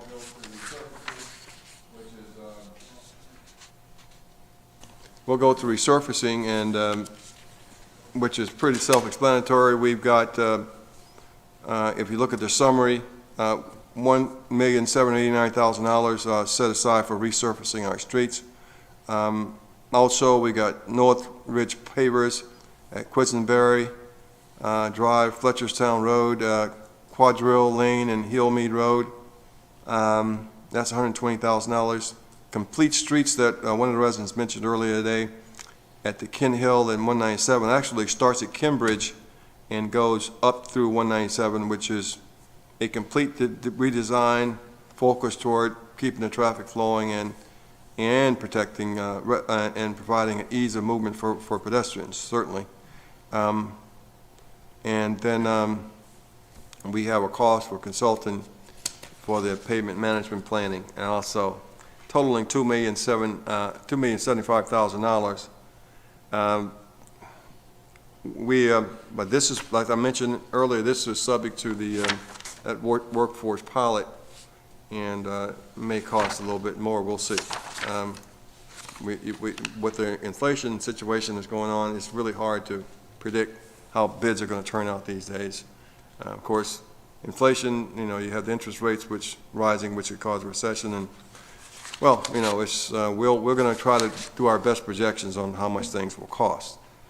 The next several pages, from 323 through 333 through 242, are sediment control and throughout the city, and where there are special tax districts for stormwater ponds and that sort of thing. Just for the record, the residents don't pay for this. The special tax district only taxes the commercial entities. So for the record also, in other cities I've been in, the management of stormwater, which is rainwater, and how it flows through the city, and it can really, do a good job on you. Many cities and counties charge a stormwater fee. In Tacoma Park, I was there 20 years ago, it was $50 per resident. And then even more for commercial entities with more impervious surfaces. But we don't do that here, just for the record. So the first one is the sediment control at Maryland Science and Technology Center in Melfort. Right now, you'll see that if you go to page 234, they're setting aside $136,300 because in 2100, at an estimate cost of $9,500,000, we'll need to clean the sediment from that stormwater retention pond. The same thing with the Bowie Town Center at Centennial Park. There's $57,000 going into the fund, and in 2115, there will be a requirement to clean that sediment from that facility also. Going to page 237, the sediment control facility at Highbridge.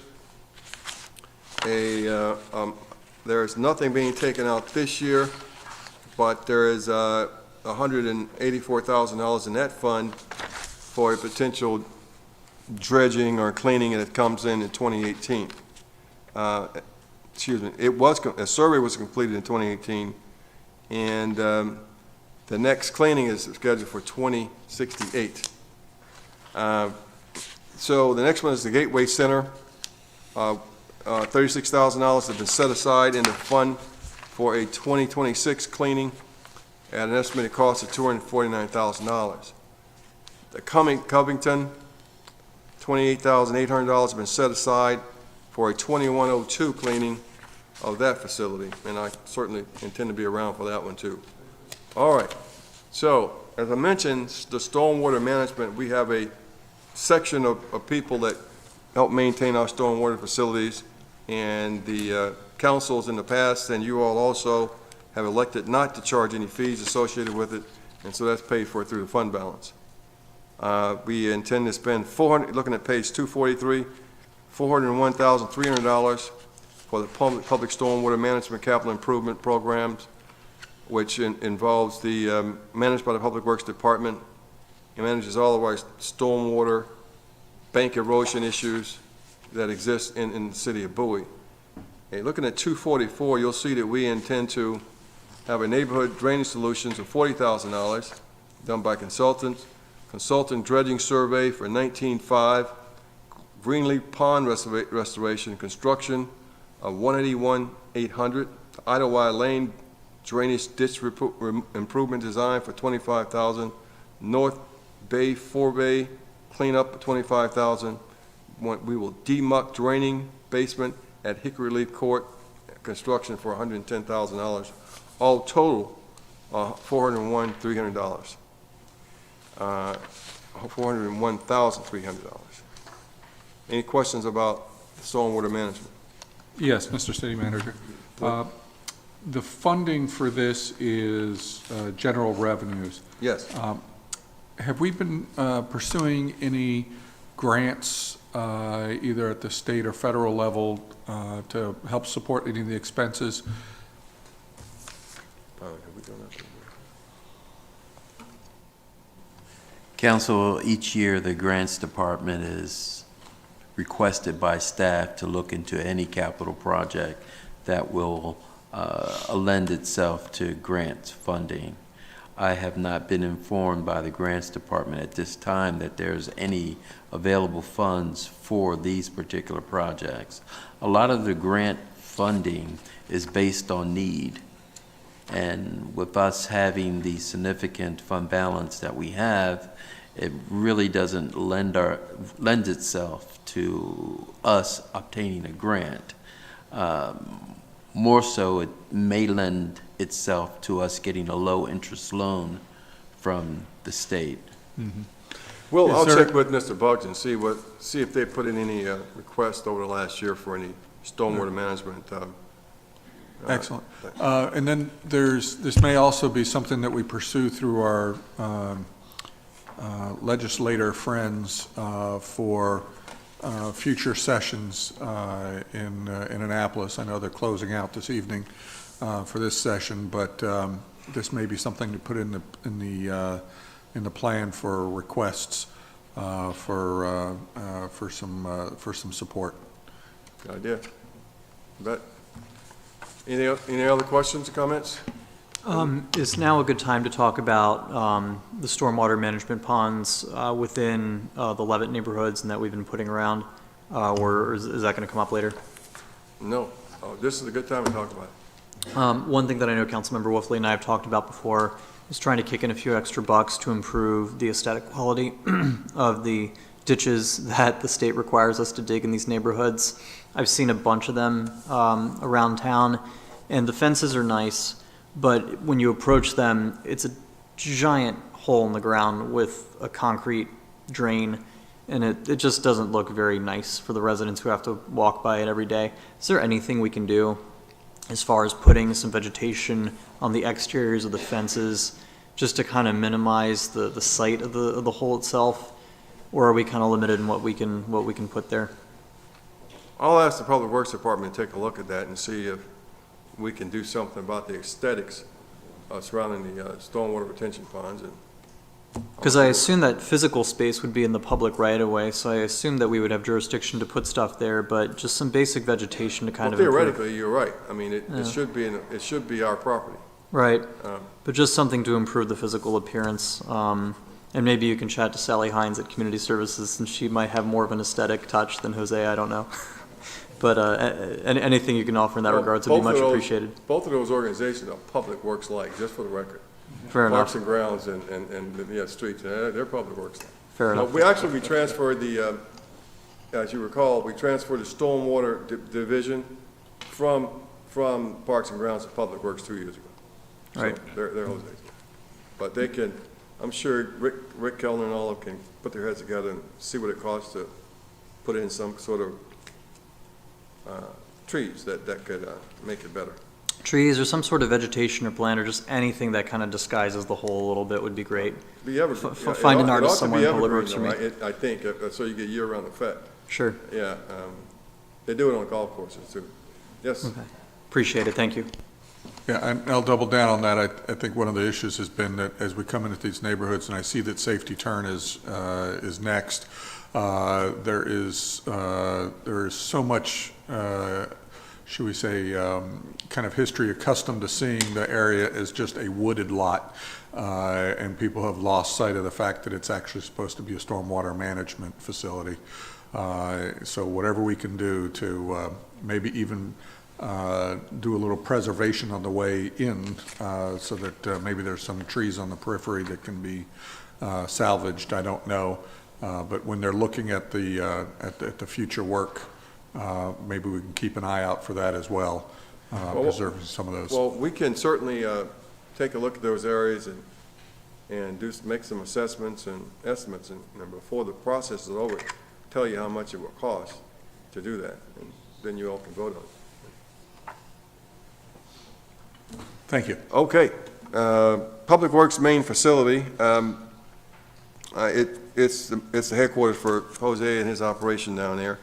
We're only gonna spend $242,000, $42,100, and that's primarily for the garage, replace the lifts that we have. They're essential to our maintenance operation, and with those really large dump trucks and trash trucks and all that. So it simply has to happen, and it's a safety and an operational consideration. Any questions about that? If not, we'll bypass the streets and utility building. There's no money being put in there this year. The facilities maintenance, preventive maintenance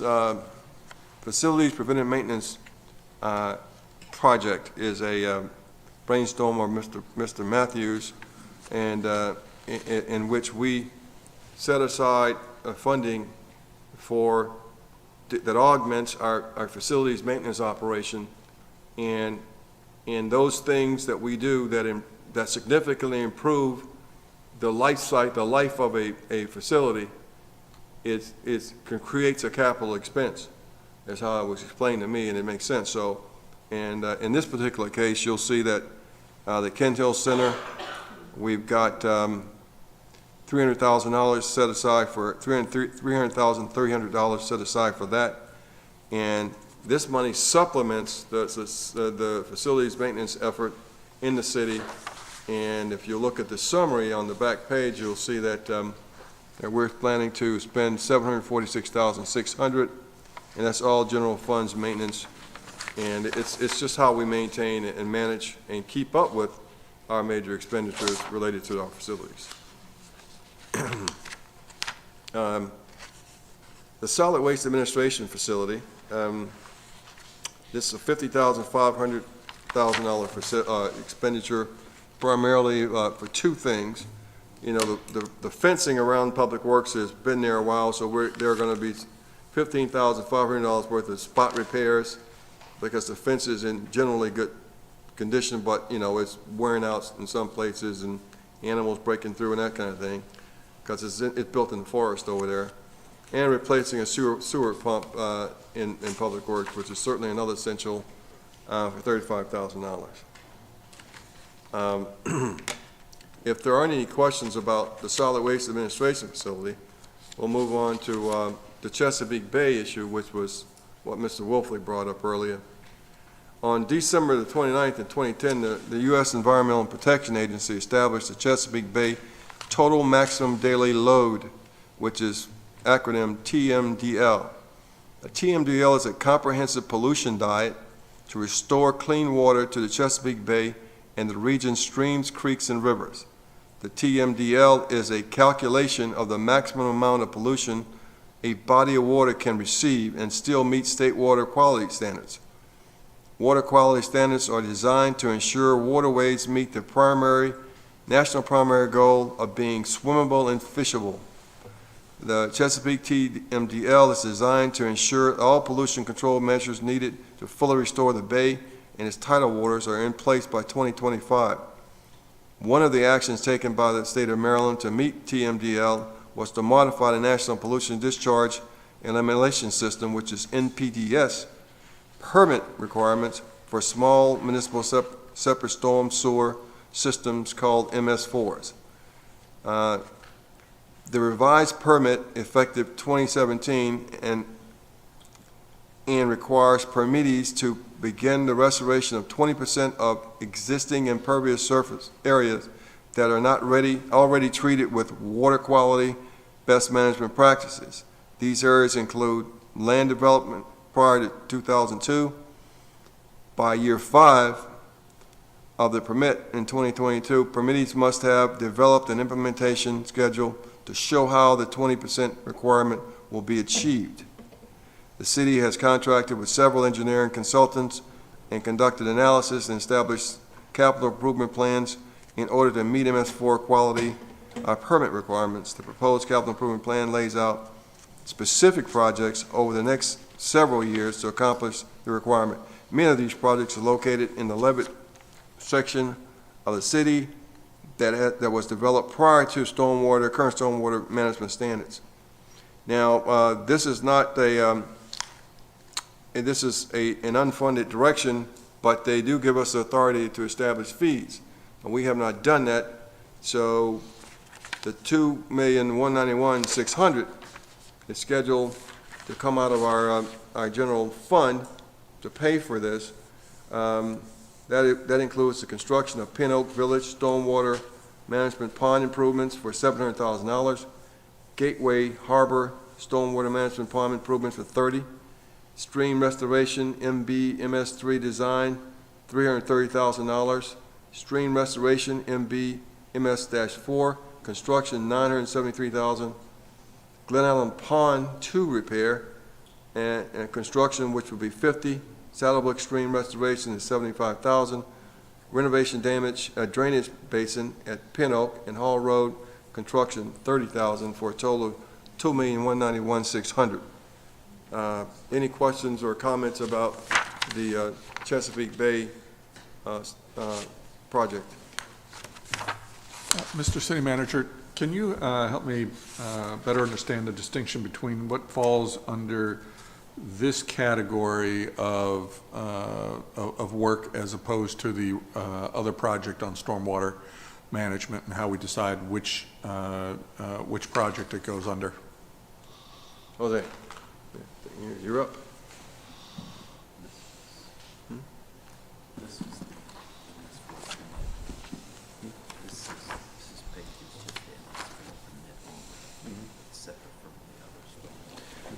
Good evening, Mayor. Good evening, council members. Good evening, residents, and good evening to my colleagues and supervisors. The difference is that this particular plan is a direct plan that we have per our MS4 permit. So we get graded. We have to report to the Maryland Department of Environment and the specific projects that we presented as a plan. And then we get graded. And I'm happy to report that the last annual report was accepted fully. And the biannual report that is due, I believe, is December of 2023, is going to be a little bit more comprehensive, and we need to work in other areas as well, like training our people in this particular type of issue. The other projects are for just stormwater management practices, but have little to do with the permit. I don't know if that answers your question. The permit is very specific as to what we simply must do. Yep. In the minds of the National Environmental Agency, the U.S. Environmental Protection Agency in the state of Maryland. The other stormwater projects and actions that we have are what we've established over the years where we could control the water, the stormwater in particular neighborhoods. And of course, while doing that, be in compliance with the federal and state laws regarding that. May I add a little bit more? These projects, as specified in the overall permit, are how we get graded, as I said, in the permit, and also are key indicators of our compliance with the Maryland Department of Environment. Thank you. And I noted here that it says an implementation schedule show how the 20% requirement will be achieved by 2025. Are we on schedule for that, meeting that requirement? I'm happy to report, yes, council member. And so once we do that in 2025, I see that the numbers in 2024 are the last of the big numbers. Does that reflect the expectation that the rest is dissipating for requirements? Yes, sir. Okay. We're on trend, and that's what the actual review from the Maryland Department of Environment. I'll be happy to share the letter with you that specifies that we are on schedule to meet the requirements. Great. And just out of curiosity, how are the rest of the shall we say the rest of the jurisdictions that are working towards this goal? How are they faring? I have no idea. I had enough troubles trying to learn all this in the short time that I've been here. So yeah, I got my hands full trying to learn how to work with the database, fill out the report, and the Maryland Department of Environment was very understanding of me being new at the job, and they were able to help me a lot. So that counted for a lot too. Mr. Wolfley, I was a while ago. I was a public works director in Tacoma Park, and Tacoma Park, generally speaking, for most cities in Montgomery County, the county managed the stormwater. So the mandate in this case would have been on the county, except for Tacoma Park, which chose by its own Stormwater Act to manage every aspect of its stormwater, had an engineer, street sweepers, the whole thing. So I would think that most cities in Prince George's County and Montgomery County are not managing their own stormwater, so the counties are taking it on. But we aren't. We're the king of that castle. So we got a director from the state. But right. George Stefanos was on track when he left, and so we just had to pick it up when Jose got it and keep it going. But George was already in. George and Hong were already had us on the way to compliance, which is we have no choice here. So in that respect. Thank you very much. I appreciate it. Okay. So the Bowie Playhouse on page 255, we got a project for $206,000. The Bowie Playhouse was built in White March in '75 and provides affordable, quality live theater entertainment. This year, the fly tower roof will be replaced with our RT Unit 1 and 2, and repairs will be made on the main roof over the house seating area. And if you look at our summary here, you'll see that what I just told you. You see the number, and down in the project funding summary, you'll see that reference I made to the preventive maintenance CIP fund. We are taking $23,600, adding it with the general fund to complete those repairs and renovations. Any questions about that? One real quick. Shoot. I've been getting a lot of feedback from residents about a number of our amenities, including the Playhouse, that a lot of our younger adults in particular, and by younger adults I mean, people under the age of 65, who tell me that they would be more inclined to go to the Bowie Playhouse and some of our other venues if there was some more programming around the space itself, whether it was, food trucks or, some minimal amount of alcohol sales, something along those lines. I know that's more of a programming question specifically, but since we're on the topic and spending $206,000 on the building this year for what is, I'm sure, great community theater, I just wanted to make a note of that and see if maybe we can have a chit-chat. I don't know if now's the appropriate time or later on in budget when we talk a little bit more about programming for the Playhouse. It might be more appropriate when Sally and Nick and. Let's do that then and just put a pin in it. Thank you, I appreciate it. You betcha. Okay, the Bel Air Stables Museum on page 257. We've got $37,000 set aside there. We're going to repair some water damage at the Stable Museum and replace the steel lintis for $25,000. These are a part of the structure in the doorway, I understand. And once again, but in this case, it's all funded by the general fund, not the preventive maintenance. Last year, the work we did, as you can see from the summary, we took 32.5 from the preventive 12, and we did the work we carried out last year, which was HVAC controls and such. Any other questions about the Bel Air Stable Museum? If not, go ahead. Manager? Yes. Okay. Yes, hi, City Manager. This is Councilman Gardner. Question for you. How likely, because I've received just, not a lot, but a couple of requests from neighbors asking if we could make the Bel Air Stables available for rentals as well as we do with the mansion. Is that a possibility? Well, yeah, I'm sure it's somehow it's possible, but the community service director is going to come up and talk about the history of that, and that's a policy decision, I assume.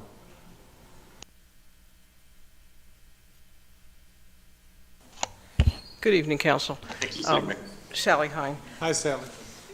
So the answer to your question is that that facility doesn't lend itself as well to rental as the mansion does. We have one of the issues when you have a historic property is you have things in it that are fragile and valuable, and the problem with that facility is we don't have any open space really inside of it to be able to rent it. We are thinking more and more about using it outside, using that courtyard outside for some events. And okay. we're going to do I think we're going to be doing a movie out there coming up, one of our outdoor movie series. We certainly can talk with residents. It's not something that we're really excited about doing inside that facility, but we'll be happy to hear people's questions or concerns. Because the parking even is great. It's great parking as well. So I guess that's really why some of them were inquiring, because of the parking, and they did like, as you mentioned, the courtyard as well. Yeah, but I've been in there myself a couple of times, and I agree with you. Some of the things, such as the carriages and all, are pretty valuable and fragile items. Yeah, if we can move them, but we're always are concerned about damaging them as we move them.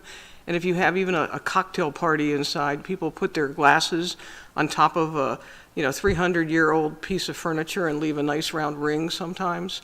So oh yeah, there's a trade-off, and as you mentioned, there is limited parking.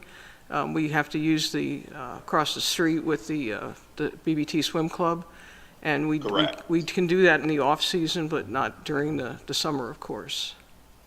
Yes. Okay, thank you very much, Sally. Thank you. Sure. So then, Allen Pond Park is next.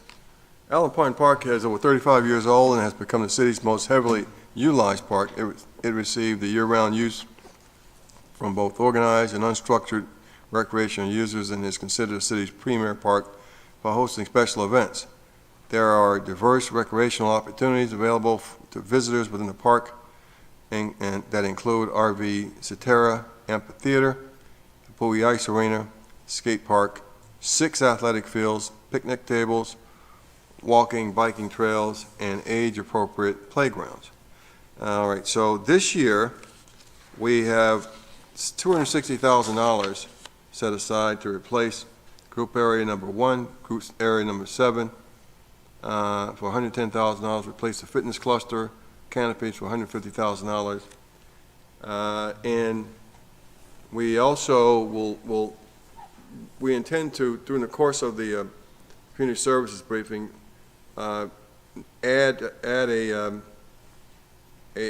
small amount of money, about that I mean something under $70,000 or so, for the, not renovation, but the maintenance, increased maintenance of the amphitheater so that it will last, guaranteed it'll last another 4 years, and so that we can postpone that $4 million project out to 26. So that'll be a change, and Sally will be talking about that at the, when they come up for their discussion. White Marsh Park, we have no issues with it this year in the budget. On the hiker-biker trail. Yes. Mr. Law? Yes. I'm sorry to interrupt. I just have a question regarding White Marsh Park. Okay. If we could just pin in how we plan to dispose of the synthetic turf field. Is that a responsibility of the vendor to do that? I just wanted to make sure we were aware of how that's going to be disposed of, just to make sure we're being. Go ahead. So I think some of the synthetic, what we've been doing over the years is you recycle some of that material.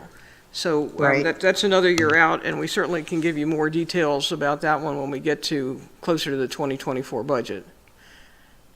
Correct. I just wanted to make sure that we were, staying abreast of how we are disposing of that. That's all.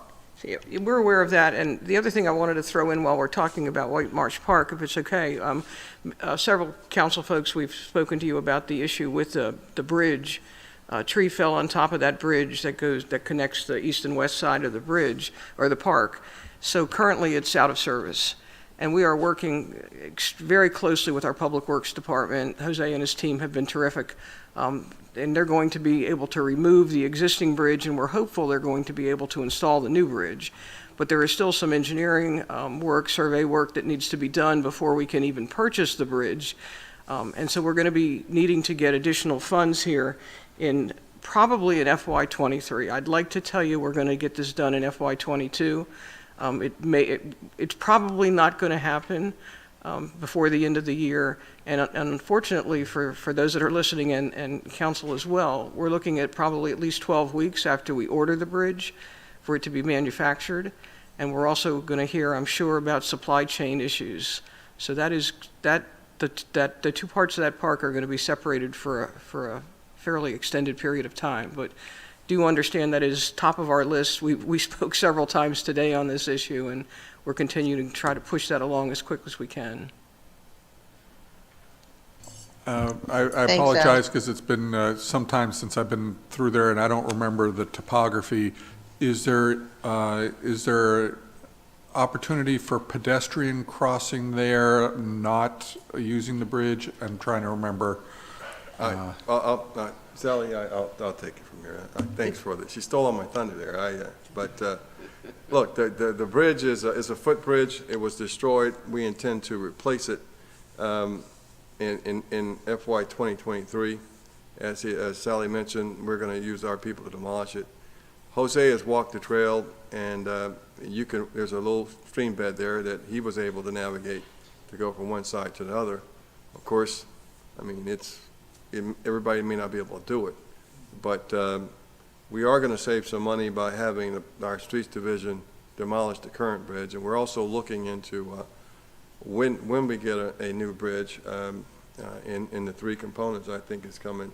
It's seeing if we can install it ourselves if we have the expertise to do that. Well, that's one of the things we're looking at, but we intend to do it, and when next week when community services is up, Sally will have more accurate numbers for that footbridge issue. All right. Excellent. Thank you. Okay. The hiker-biker trails. We completed city completed an inventory and condition rating for the city's hiker-biker trail system And we're going to spend $307,000 this fiscal year on the hiker-biker trails, and which involves the repair and replacement along Northview Drive for $57,000, ADA crosswalk installation at Lerner Place for $250,000, for a total of $307,000.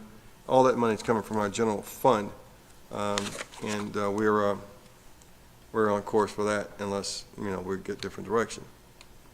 If no questions on that trails, the next question, the issue would be the Bowie Ice Arena. This involves the new project, or the proposed new project. As you can see, we have set aside $800,000 for this year for design, permitting, and permitting fees for construction of a new ice arena in the vicinity of the Bowie golf course site. And of course, once you all pass this, if you pass the budget with this item still as an active CIP project, we will continue with all deliberate speed to get through this. As far as funding, the total funding effort, that's something that has to be discussed, and direction needs to be provided by the council to us. If this project survives, how will we fund that over the next, because it may be 15 months before we even get to a bid process. And a lot of things have happened in the economy. Interest rates are spiraling now, however, when prices are spiraling, but they're also raising interest rates, and the very interest rates hikes can create a recession, so that can make it for a different situation 2 years from now. You never know. But as far as going out and borrowing any additional money to support this, I think Byron and I would be inclined to do that when we figure out what the actual cost would be, so we can fall on our sword for the right amount of money. So, any questions about the ice rink? Yes. Bowie ice rink? Yes, City Manager. Mr. City Manager, this is Councilmember Gardner. Right. Councilmember Gardner, have we, I really would like very much just to make a note of saying right now that I am not comfortable with borrowing money, additional funds for the ice arena. I do want to continue to have an ice arena or ice program offered by the city of Bowie. It's been a long-term time tradition that I definitely want to fight to maintain here in the city.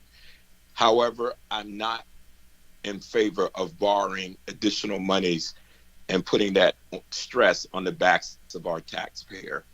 I just wanted to make that statement. I'd like us to strongly consider methods of continuing with the program, but not putting that stress on our taxpayer. That's it. Thank you, City Manager.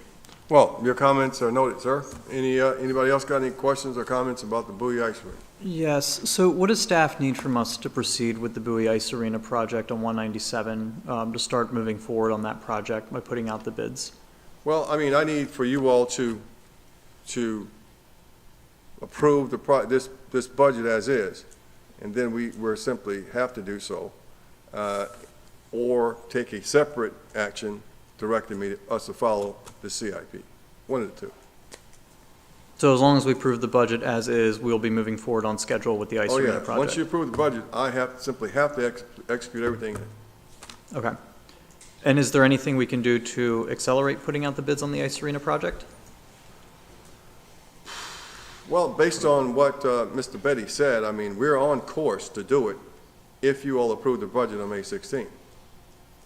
We're on course to all the things he recommended 2 weeks ago, and so that in 15 months we're bidding this thing out and on our way. Understood. Yeah. Thank you, Mr. City Manager. Sorry, did I see Mr. Mears had something to? Oh, okay. I apologize. Misread facial expressions. Thank you. Mr. Manager. Oh. Go ahead. Go ahead. Councilwoman, go ahead. Oh, okay. Thank you so much, Mr. Mayor. I'll just really quickly, Mr. City Manager, I also want to state that I am certainly not in favor of getting a loan or using taxpayer dollars for this project. However, I would like to, if possible, either next week or sometime within this process, bring somebody in to offer an option, a payment option for the ice rink, just so we can show that, you know, we're certainly looking at how we can pay for this without using our funds to do that. Thank you. Well, that's up to the council for that. I mean, but we're ready to salute the flag and move out however you direct us on this issue. Mr. City Manager, just one comment. At some point, I don't think now is the time to do it, but at some point, one of the things I do want to visit is the LEED certification. Based on the conversations we had at the last session, I'm not sure that delivers much value add, given the level of environmental sophistication that exists within. Is now joining. Within the the base plan for the facility. It sounds to me like it's really pretty close to it without, and then adding in a couple $1 million for what I imagine is pretty marginal. I think that's probably a good place to start saving some money on the facility. Okay, gotcha. I think, go ahead, City Manager, you had I something? was going to move the. I think it's important that we make sure we all take into consideration, I think you've heard from some of the council members and others, about how we pay for this, as we're talking about moving forward. We know that we're looking at some challenging economic times ahead, potentially. We know with inflation going up, we know with cost of services and all of those things. And we also want to make sure that just coming out of the pandemic and potentially looking at a recession, we need to be real cautious about how we spend our money at this time. I think some of my fellow council members made some great points about not wanting to put this burden on our city residents at this time, be it through tax burden, be it through additional costs on borrowing and all. And I think the city manager made a very good point earlier when he said about we need to really look at what we're going to cut, what we're going to do to try and balance this, to make sure that it's something that's feasible for us as a city moving forward. I think we can see now that we have a lot of programs and the costs and what we're doing to our fund balance, and I think he made a very good point about us being real cautious about where we're headed right now. And we've got some tough decisions to make. And so we as a council will need to look at that. And again, I appreciate the comments from my other council members and all of us as we move forward, because I think all of us do want to see ICE continue in the city. We're not trying to end the ICE program, but we need to be very cautious about how we do our spending moving forward. City Manager. Oh, thank you, sir. We'll bypass Polk Creek Park since there's no expenditures for this year. Same with Church Road Park. And that brings us to page 271, which is the Parks and Grounds Annex at the Encian property. And that's where we have our solar display and all that, and which is very progressive. The city owns property on Route 214, formerly the Encian property. The property is used for storage, staging areas for Parks and Ground Division. The site contains a combination of storage buildings, barns, and solar array also. Thanks to our business operations and others. We plan $80,000 expenditure, which is raising a one-story farm building for 40 and raising 3 tobacco barns that are dilapidated and becoming a potential hazard. So the Bel Air Mansion on page 273. Mr. City Manager? Yeah, sorry. I'm sorry, quick question for you. With the solar array that we have there, what percentage of our energy, the city's energy, is being generated by that facility?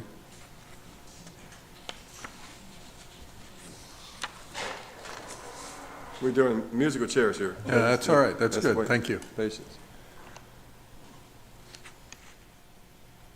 right now, the 2.5 megawatts covers about 60%. 6-0? 6-0, yes. And timing? Is now exiting. Timing for Part 2? If everything goes well, and permitting particularly goes well, we should be looking at it in 18 months. Excellent. So if we're at 60, and this is another, it's another 2.5, right? So that would put us with a surplus generating numbers, which I'm delighted to hear. Is there a value add to us to being over that? I don't think there is there? No. No, the only value would be is if there are months, like in the summertime in particular, where we usually have high usage, that we might have some surplus that we can use, some carryover, but other than that, really there isn't. So as we're looking at some of these capital projects and the like, for example, earlier we were speaking to the ice arena, we were talking about the last week we were speaking with the consultant about the possibility of putting solar on top of that facility. It sounds to me that that's superfluous, given the fact that we'll be roughly at 120% for our energy provision, that we don't get any, if you will, added value for that. The only thing is that when we have solar that actually we own the infrastructure for, we can get RECs off of that. So anything that, let's say, it produces, and that facility, if let's say the facility uses, and I'm just being generic here, uses 100 megawatts, or excuse me, kilowatts, and the solar produces 110, we can sell 10. Gotcha. So it kind of pays for itself in a way. All right. Thank you very much. I appreciate it. Thank you, Matt. All right, then. So, Bel Air Mansion. That's obviously one of our, was built in 1745 and listed on the National Registry of Historic Places. We intend to spend $30,000 this year on to repair the north entrance stairs. Also, last year we didn't get to the work that we had done, in particular the renovation of the south stairs, so we're moving that. That will be moved, and the money will be encumbered in this year to get that job done. Any questions about the Bel Air Mansion? Okay, the Bowie Golf Course, that's a big one here. The Bowie Golf Course is 130 acres, 18-hole course. It's managed and run and maintained by a third party through a lease agreement with Indigo Golf Partners. In this budget, we have Phase 2 of renovations of the golf course, water source improvement, the A&E for the construction and maintenance of a maintenance building, renovation of hole 9, greens renovations and lighting of the driving range, and tree and stump removal, all total $2,510,000. Mr. City Manager, quick question for you. Where do we stand so far on the improvements, the efforts for this year for the capital improvements there? I know I saw we had a contract that we let for tree removal. I don't know where we stand with the pump house and irrigation system. Yes, the pump house and the irrigation system are currently going through a design process. We're looking to encumber those funds with the work to be completed late this coming fall. So it would still fall into this, we'd obligate the money this fiscal year for, okay, thank you. Correct. Any other questions about the golf course? So, part issue, we've got $125,000 set aside for the Bowie sign on Ken Hill, and also there was a wall mural and that 2022 project, Sussex Lane Social Justice Project, that's going to be moved to this year, and it'll be a wall mural at the gym. And the Bowie sign. There will be a significant resident involvement in whatever the plan is for this year. So we won't get our doors blown off again. And so we're on course to do that. Any questions about the public art? If I could jump in real quick. I know you already know this, I just want to say it again. I think for all of us up here, the Bowie sign project is one of those things where we've gotten complaints about it for years, but nothing will generate more complaints than our attempts to change it. So definitely re-emphasizing the need for that public engagement and the real possibility that this just drags on forever until we can come up with a consensus from residents on what they want to see there. But I saw the survey you guys put out. What kind of responses did we get on the surveys on the sign project? Do we know? Yeah, I want to say we got several hundred responses back actually on that. And the comments came back saying that the art must be aesthetically pleasing. The sign should include city history, diversity, and culture. The color palette should be earthy and neutral. The style should be realistic. If there is a story and a theme, it should reflect family and community. The sign should include a combination of materials, stone, tile, and wood, and the artwork should make the community feel proud. Well, you were really prepared for that one. Thank you, Sally. So, I've been here a while, yeah. Good luck including all that in a sign, and good luck to us all. So we've already done we have 3 pre-qualified artists for that, and so we're just waiting on the approval of the $175,000 in the budget process, and then we'll put those 3 people to work on trying to come up with design. Now, I think just today we released a request for proposals for the other one that the city manager mentioned, which was to have been a sign at Sussex Lane Park, which because of various and sundry problems has morphed into a mural on the wall of the Northview side of the gymnasium, which I think is an excellent move. We'll get a lot of attention there. And so that's going out this morning, or today or tomorrow actually, and getting requests for artists to submit drawings on that. And that also has a public art piece attached to, a public inclusion piece. So once those come back in and the Arts Committee, we could get 100 of those, and when they narrow it down, those will go back out to the community to look at and make comments on and say they like this or they don't like that and so on. And ultimately, it will come back to you folks after a lot more public involvement.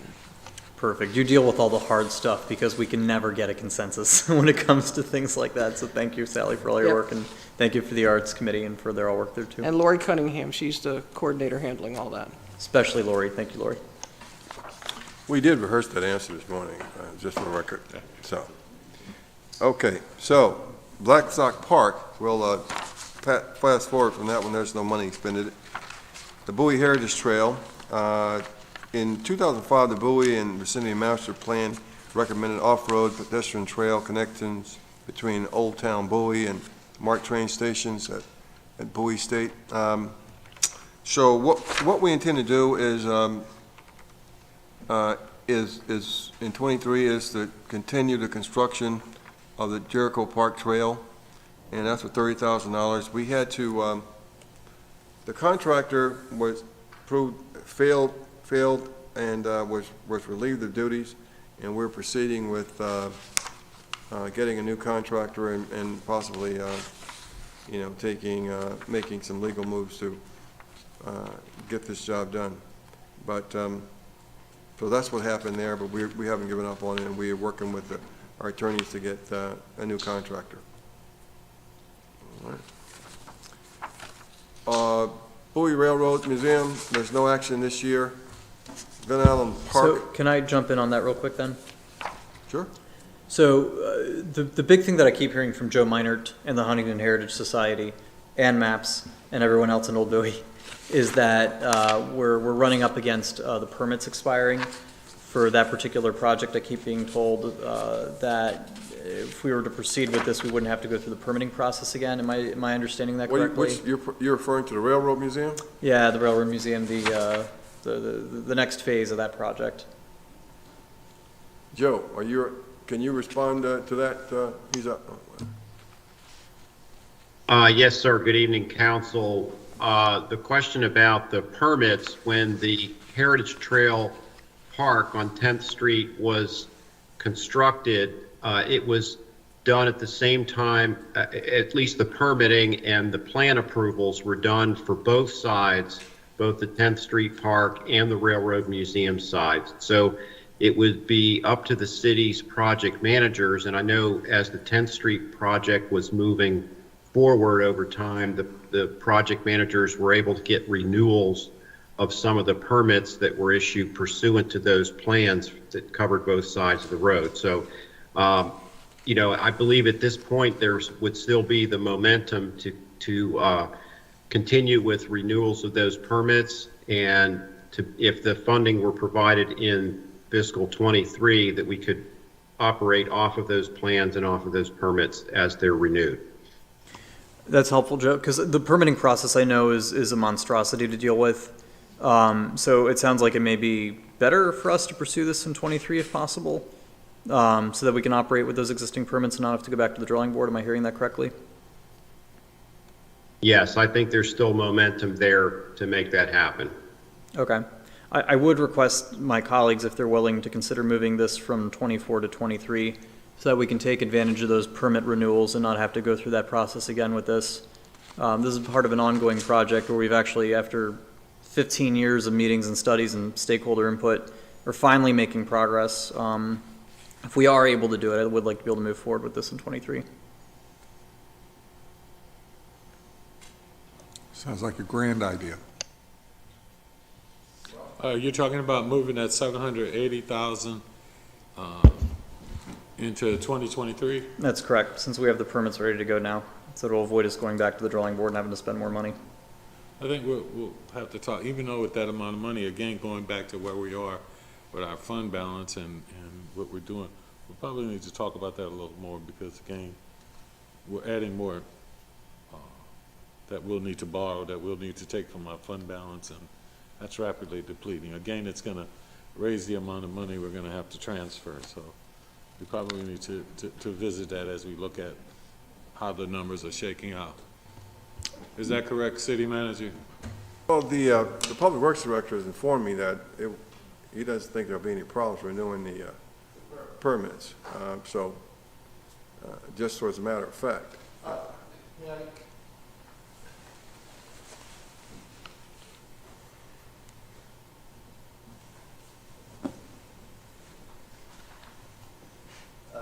Good evening again, and as part of my duties, I try to get a better business process dealing with the permits with the county. And so far, actually, the permits for the park, and we were able to renew, and other permits, I did it by just making a phone call to the county and talking to the right people. So I think we are making a lot of progress, and I don't know, it's something to do with Mayor Adams, because he and I talk about improving the permitting process. So I got very good contacts with the county, so I don't envision to have any problems renewing the permits, because the plans and everything have been approved, so just for information. Thank you.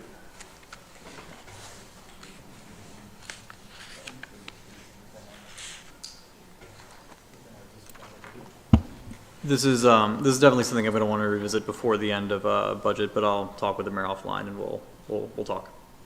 I'm sorry, I couldn't hear you. Oh no, the Railroad Museum project is definitely something I want to keep talking about through budget to see if we can't move it up, but we can talk offline and see what we can figure out.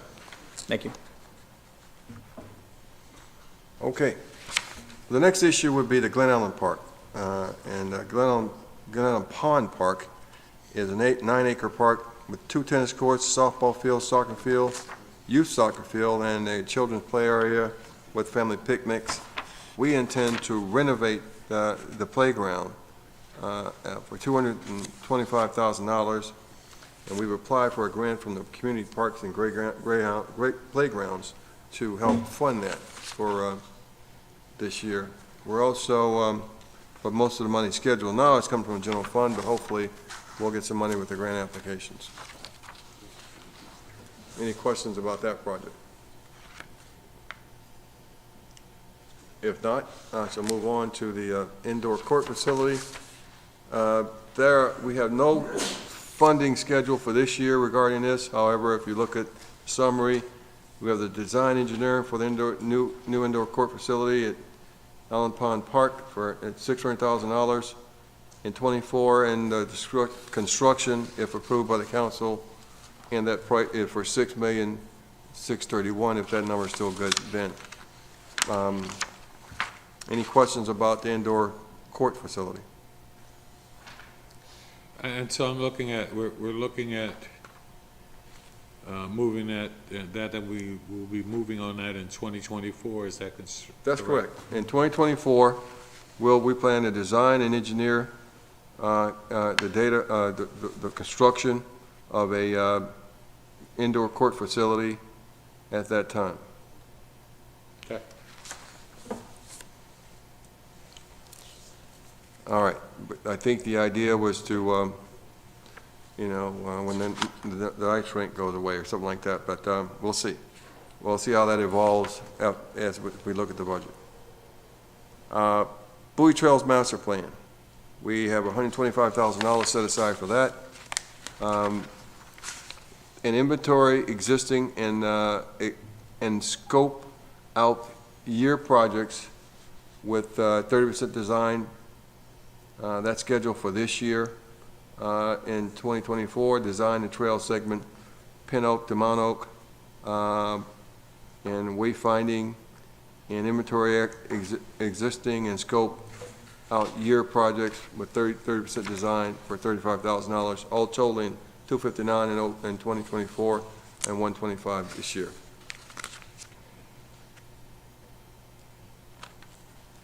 Any questions about that project? If none, we'll bypass Centennial Parks if we have no actions coming this year. Also, Tanglewood Park, everybody knows about that one. There was a big discussion about that. We redesignated it an active park.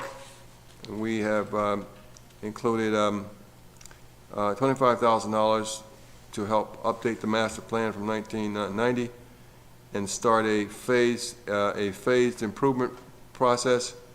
And of course, we just developed this within the next 2 weeks, so we still have some intellectual work to do on what we will be doing in phase 1 through 4 through 5.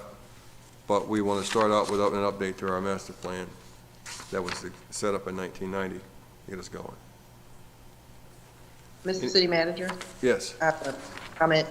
On Tanglewood Park, I'd look at getting a grant to support that project, and I have some suggestions regarding that. You broke up there initially. Could you say that again? I said I'd like us to pursue obtaining some grant funding for Tanglewood Park, and I have some suggestions. I won't go over them tonight, but I want to share those with you in regards to grant funds. Sure thing. Okay, thank you. If there are any other questions about Tanglewood Park? Just wanted to say thank you to staff and Community Services for working with us on that one. Appreciate that we got that done, and a big thank you to Josh Wooten and MAPS for pushing that one. Bill Lussier, you guys, for making that happen. So thank you. All right. Yeah, thanks for saying that, Mike, because they did a great bang-up job this week and did a lot of work in that park. So great work to them. Okay, so the water plant. Oh, we don't do that? No. All right, so that ends the general fund CIP. We'll get the water system fund CIP projects at a later date. And right now, I'd like to hand over to Mr. Matthews so he can discuss the funding, the capital projects fund, and explain that to you all. Thank you, City Manager. Page 172. Council, and there, on page 172 is the Capital Projects Fund. And basically, we've just gone over in detail each and every project. But in this summary area, we try to show you in a microcosm where the funding is coming from to support these projects. So as you can see, in FY23, we're going to use 1.3 million of the appropriated fund balance. A transfer from the general fund is needed of 8.6 million. And intergovernmental revenues, state grants and things of that nature, 1.4 million, and other revenues, 22,600 relates to interest income. So the total funding for our capital projects program for the fiscal year 2023 is 11.4 million. And the table below shows a graph, percentage basis on what portion of revenue each category presents. On page 173, we kind of give you a more detail of what's in the appropriated fund balance. As you will recall, we used over 6.9 million of the bond that we issued for the ice arena to balance the budget for FY22. The remaining 1.4 million in this FY22 budget column that I'm referencing was from the general fund balance. So this kind of sections it off and tells you how we're using the money and how the money is being applied to a particular project. You'll see in the next section we have the general fund transfer, and this is the proportionate amount needed from the general fund to fund the projects. Move over to page 174, again shows you where the state money is coming from, and that's the land acquisition fund that Mr. Lott talked about earlier. And then we have our other revenue, which is the interest income that we've allocated over 2 projects. And that's the balance of the revenue sources for capital projects. If you turn over to page 175, it is then the expenditure side of the appropriation, where we list the full cost of each project slated for this upcoming year. On page 176 and 177 gives you just a little more text to specifically tell you what projects we're doing in this fiscal year.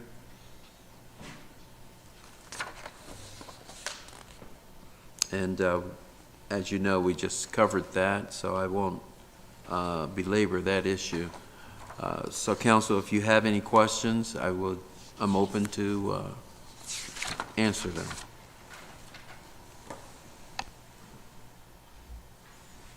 Thank you, Mr. Matthews. Mr. Mayor, that after any questions, that concludes our staff's work for tonight. And we're open for whatever you like right now. I'd just like to say to council and everyone, thank you for your time. I'd like to say to staff, thank you so very much as always. You provided a great deal of information and insight. We know that putting together this budget is a huge task, but you do a tremendous job of defining and identifying what those costs are and what the goals are. So we do appreciate everything you've done this evening. I know this is the first of our work sessions. I appreciate all the comments and questions and input from the council members. And I'd like to say at this time, I think we can call it a wrap for tonight. We don't need to formally close out the work session, do we? No. Okay. If we want it for the fun of it, I'll make a motion to adjourn. Just for grins, I'll second it. And I'll call for the vote. All in favor? Aye. Aye. Aye. Opposed? Same favor. Hey, good night, everyone. And to all of those who attended this evening, thank you so very much for being here in council chambers. and taking the time to participate with us. We do appreciate you. Good night, everyone.